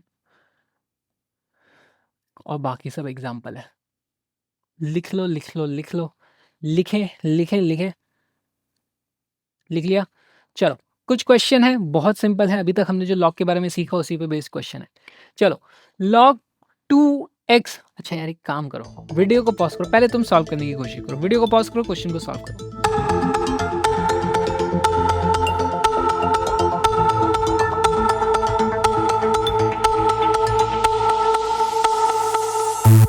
आओ दोस्तों इसको सॉल्व करके खत्म करते हैं। हमारे पास लिखा है log base 2x is equal to -4। दोस्तों यहाँ पे बोला 2 की क्या पावर चढ़ा दूं कि वो x बन जाए, तो जवाब आया -4। यानी कि 2 की पावर अगर मैं -4 चढ़ाता हूँ तो बनता है मेरे पास x। 2 की पावर -4 क्या होता है 1/2 की पावर 4। देखो इसको रेसिप्रोकल किया तो पावर पॉजिटिव हो गई, और इसकी जो वैल्यू होती है कितनी होती है 1/2 की पावर 4 होता है दोस्तों 16। This is equal to x। खत्म हो गया सर, बहुत सिंपल था बहुत सिंपल था बहुत सिंपल था। आ जाओ नेक्स्ट क्वेश्चन देखते हैं। 10 की क्या पावर चढ़ा देगी वो बन जाए। यार देखो यहाँ पे मुझे पता है 0.001, उसको मैं लिख सकता हूँ 1/1000, या फिर मैं उसको लिख सकता हूँ 1/10 की पावर 3, या फिर मैं उसको लिख सकता हूँ 10 की पावर -3, है ना। 10 की क्या पावर चढ़ा दूंगी 10 की पावर -3 बन जाए। अरे भाई -3 चढ़ा दे तो इसकी वैल्यू आ जाती है, सीधे से आ जाता है लॉग बेस 10 0.001, इसकी वैल्यू -3 आ रही है। 10 की पावर -3 चढ़ा दो तो ये बन जाता है, खत्म। अच्छा जरा ये बताओ, इस वाले को सॉल्व करो, सॉल्व करो इसको। क्या 0.01 की क्या पावर चढ़ा दूंगी वो 10 बन जाए। ये थोड़ा-सा शायद मुश्किल हो जाएगा। आ जाओ दोस्तों, तो लॉग यहाँ पर मेरे पास 0.01, अब इसको 0.01 ना लिखें दोस्तों, एक बात समझो, 0 पॉइंट पूरा ही देखते हैं। देखो 0.01 इसको मैं लिख सकता हूँ, 0.01 को 1/100, यानी कि इसको मैं लिख सकता हूँ 10 की पावर -2 है वो, करेक्ट? 10 की पावर -2 है। अच्छा, अब ध्यान से देखो, लिखा हुआ है लॉग, बेस क्या है? 10 की पावर -2। 10 की पावर -2 की क्या पावर चढ़ा दूं कि वो 10 बन जाए? कोई मुझे बता सकता है? 10 की पावर -2 की क्या पावर चढ़ा दूं कि वो 10 बन जाए? तो यार 10 की पावर -2 है, इसकी पावर अगर मैं -1/2 चढ़ा दूं तो मेरे पास वो 10 बन जाता है। कैसे बन जाता है? देखो यहाँ पे 1 की पावर, पूरे ब्रैकेट का पावर ये चढ़ी होती है, आ जाता है 10 इंटू -2 मल्टीप्लाइड बाई -1/2 हो रहा था। जो 10 की पावर 1 हो जाता है ना, ये दोनों को मल्टीप्लाई करोगे तो 1 बन जाता है, 10 बन गया। तो यहाँ से हमारे पास आंसर आ जाता है -1/2, है ना? यहाँ से हमारे पास आंसर आता है। बहुत बढ़िया, ये भी सवाल था। बहुत बढ़िया सवाल था। लिख लो, लिख लो, लिख लो। Let's go. अब दोस्तों, लॉग में बेस बहुत सारे हो सकते हैं। हमारे काम का एक स्पेशल बेस होता है, वो होता है नेचुरल बेस। इनफैक्ट हमारे पास अगर कभी भी लॉग दिख रहा है तो लॉग आपको दो बेस पे मिलेगा। एक होता है बेस 10 और दूसरा होता है दोस्तों हमारे पास बेस ई। इसको हम अक्सर ऐसे लिखते हैं जैसे लॉग बेस 10 पे एक्स का पता करना है, या फिर मैं इसको डायरेक्टली सिर्फ ऐसे लॉग एक्स भी अगर कहीं लिखा हुआ है ना, तो इसका मतलब बेस 10 है। यहाँ पर इसको नेचुरल लॉग बोला जाता है। तो इसको हम क्या लिखते हैं? लॉग बेस ई है और एक्स से मान लो मुझे ये पता करना है, या फिर इसी को शॉर्ट फॉर्म में लिखा जाता है एल एन। आपने देखा होगा एल एन ऐसे टेढ़ा वाला, और एक्स। ये लॉग नेचुरल एल एन, यानी कि लॉग नेचुरल यहाँ पर आपका लग रहा है। ई एक स्पेशल नंबर है हमारे पास, ऑयलर्स नंबर, तो इसकी वैल्यू होती है 2.72 है, यहाँ पे 2.718 एक स्पेशल नंबर है। It is nothing but just a number. और दोस्तों कुछ आइडेंटिटीज़ होती हैं लॉग की, उनको देख लेते हैं, क्योंकि अब लास्ट की 2 स्लाइड्स और बच रही है, उन पे बेस्ड कुछ क्वेश्चन अपने को करने हैं। बहुत ज़्यादा यूज़ होते हैं वो भी, ठीक है? तो आ जाओ, थोड़ा-सा आइडेंटिटीज़ लॉग की लिख ली जाए। लॉग की आइडेंटिटी लिखेंगे। सबसे पहले मेरे पास अगर लॉग, अब देखो मैं आइडेंटिटीज़ लिख रहा हूँ, एलएन में भी सेम चीज़ होएगी, लॉग बेस 10 में भी सेम चीज़ होएगी। बेस जो भी है, अनलेस बेस चेंज हो रहा है, मेरे को लिखने की वहाँ पे ज़रूरत नहीं है। अगर मेरे पास log m multiplied by n, ये दोनों नंबर मल्टीप्लाई हैं, बेस कुछ भी हो सकता है, तो इसको मैं बोलूँगा भाई मेरे पास वो हो जाएगा log m plus log n, ठीक है? अगर दो इस तरीके से मल्टीप्लाई हो रहे हैं तो पहली आइडेंटिटी। दूसरी आइडेंटिटी लॉग, अंदर है मेरे पास m और उसकी पूरी खुद की पावर चढ़ी हुई है n, इस तरीके से। तो इसमें से n हमारे पास बाहर आ जाता है, ये जो n है ये बाहर आ जाता है, और फिर हमारे पास क्या बन जाता है? ये हो जाता है n टाइम्स लॉग, वही बेस रहेगा, m बन जाएगा। ठीक, बहुत ज़्यादा काम आती है ये वाली भी अपने पास।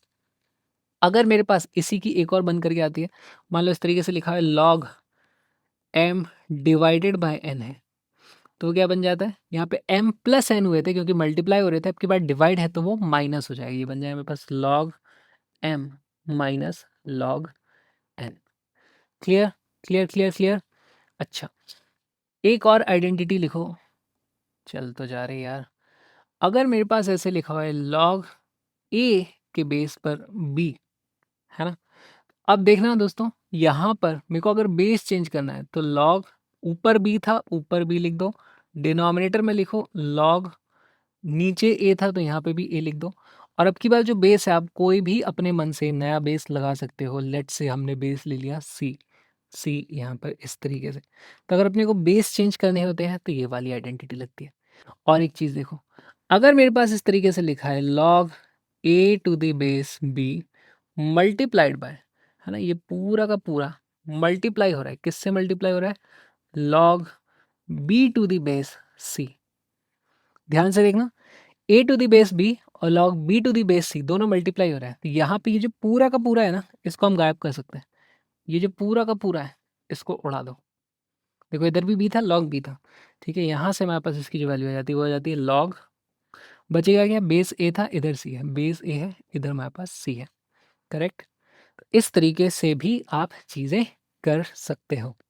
एक और आइडेंटिटी जो हमको याद होनी ही है, बस लास्ट है ये, लॉग ए बेस बी, उसको आप लिख सकते हो 1 अपॉन लॉग बी बेस ए। ठीक है, बेस फ्लिप होगा तो वो रेसिप्रोकल हो जाएगा। और दोस्तों ये जो फॉर्मूला है ना, इसी का यूज करके हम लॉग के बेस चेंज करते हैं। तो यहाँ से एक बहुत ही इंपॉर्टेंट हमारा फॉर्मूला निकल के आता है। क्या होता है हमारे पास फॉर्मूला होता है भाई, अगर ln x है तो उसको मैं लिख सकता हूँ 2.3 टाइम्स लॉग बेस 10x। या फिर अगर मुझे वाई से वैसा करना है तो लॉग बेस 10x है तो ये 1/2.3 इधर आकर के डिवाइड हो जाएगा, और इस तरीके से आप पता कर सकते हो। तो ये एक बहुत ही इंपॉर्टेंट फॉर्मूला हमारे पास है।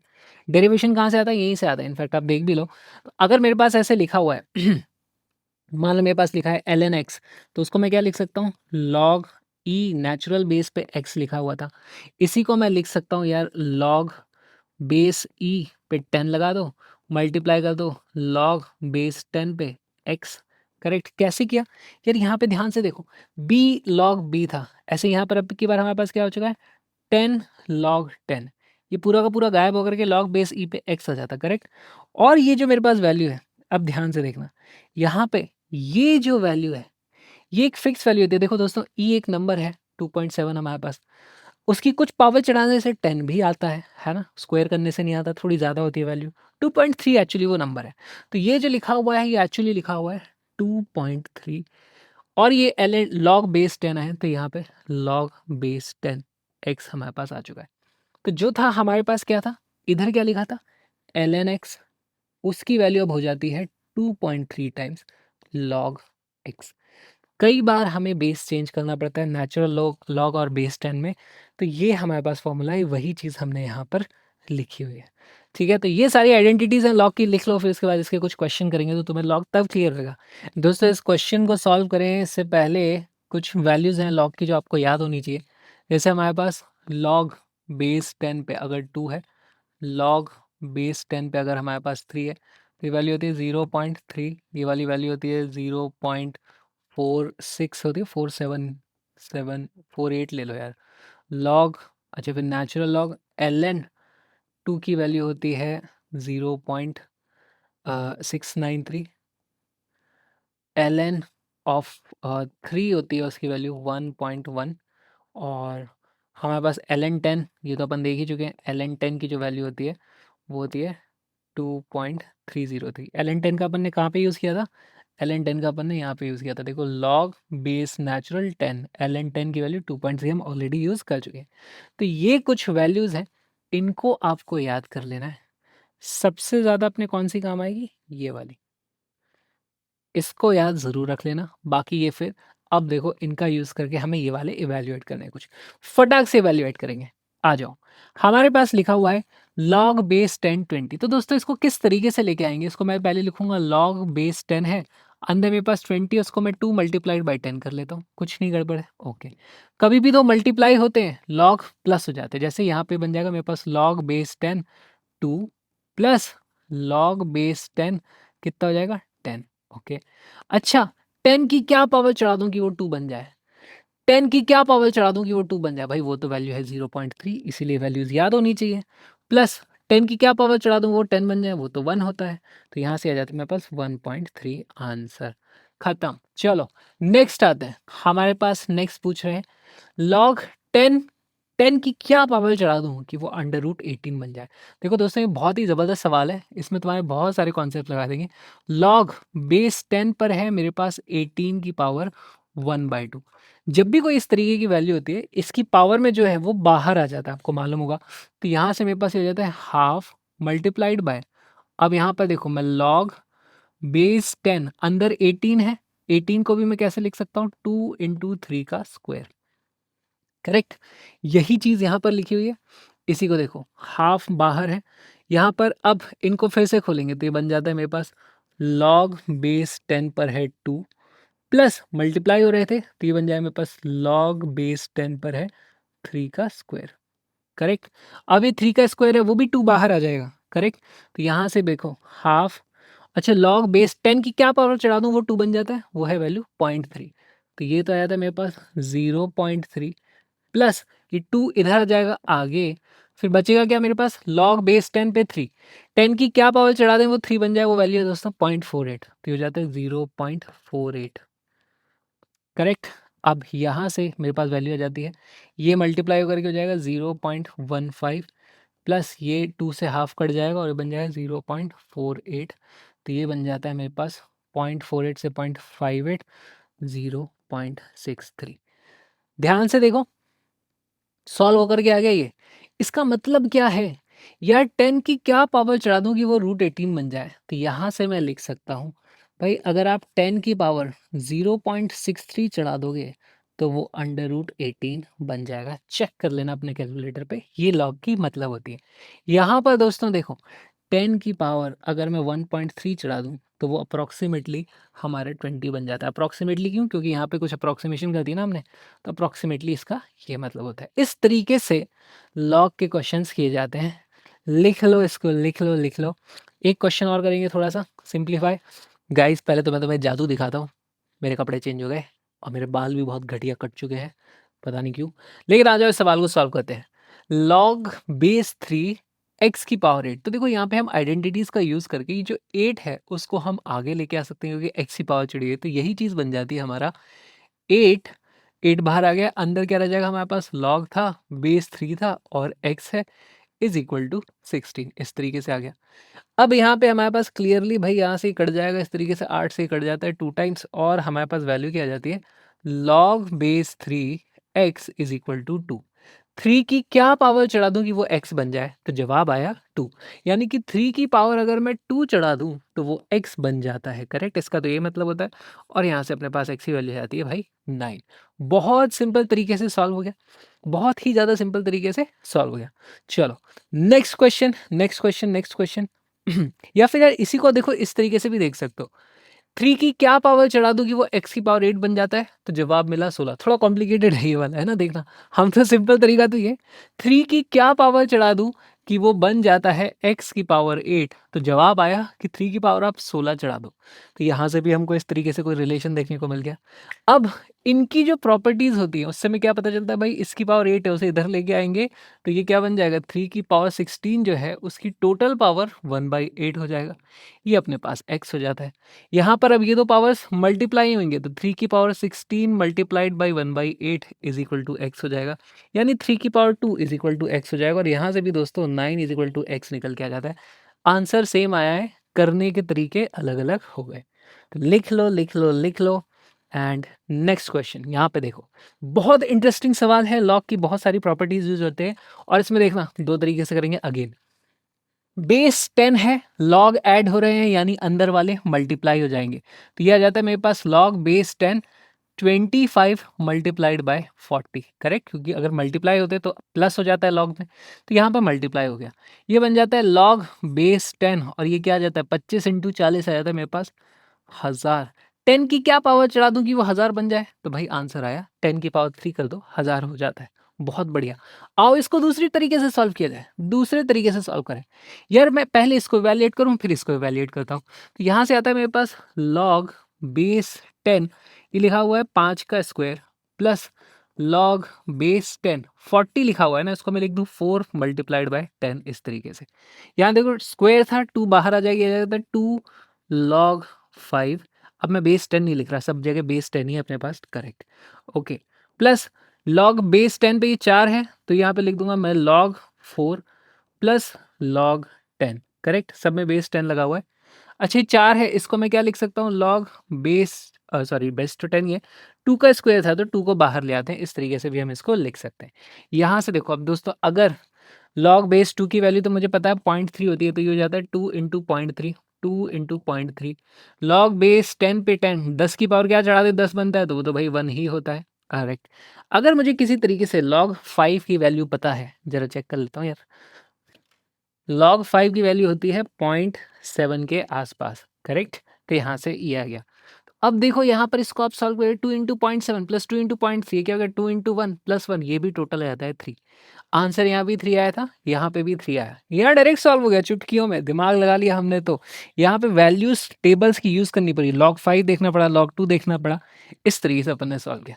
चलो नेक्स्ट क्वेश्चन, ये वाला बहुत बढ़िया सवाल है। बेस 10 पे 4 इंटू 10⁻⁻4। दोस्तों यहाँ पे मल्टीप्लाई हो रहा है तो पहले मैं यूज कर लूंगा मल्टीप्लीकेशन वाली प्रॉपर्टी।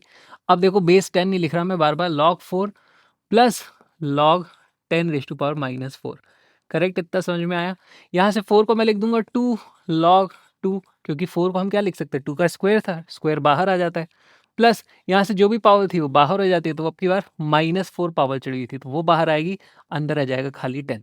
अच्छा ये होता है मेरे पास 2 इंटू 0.3 प्लस ये हो जाता है, अब की बार ये प्लस नहीं रहेगा, माइनस आ गया, -4 इंटू ये log 10 क्या होता है, ये तो 1 हो जाता है।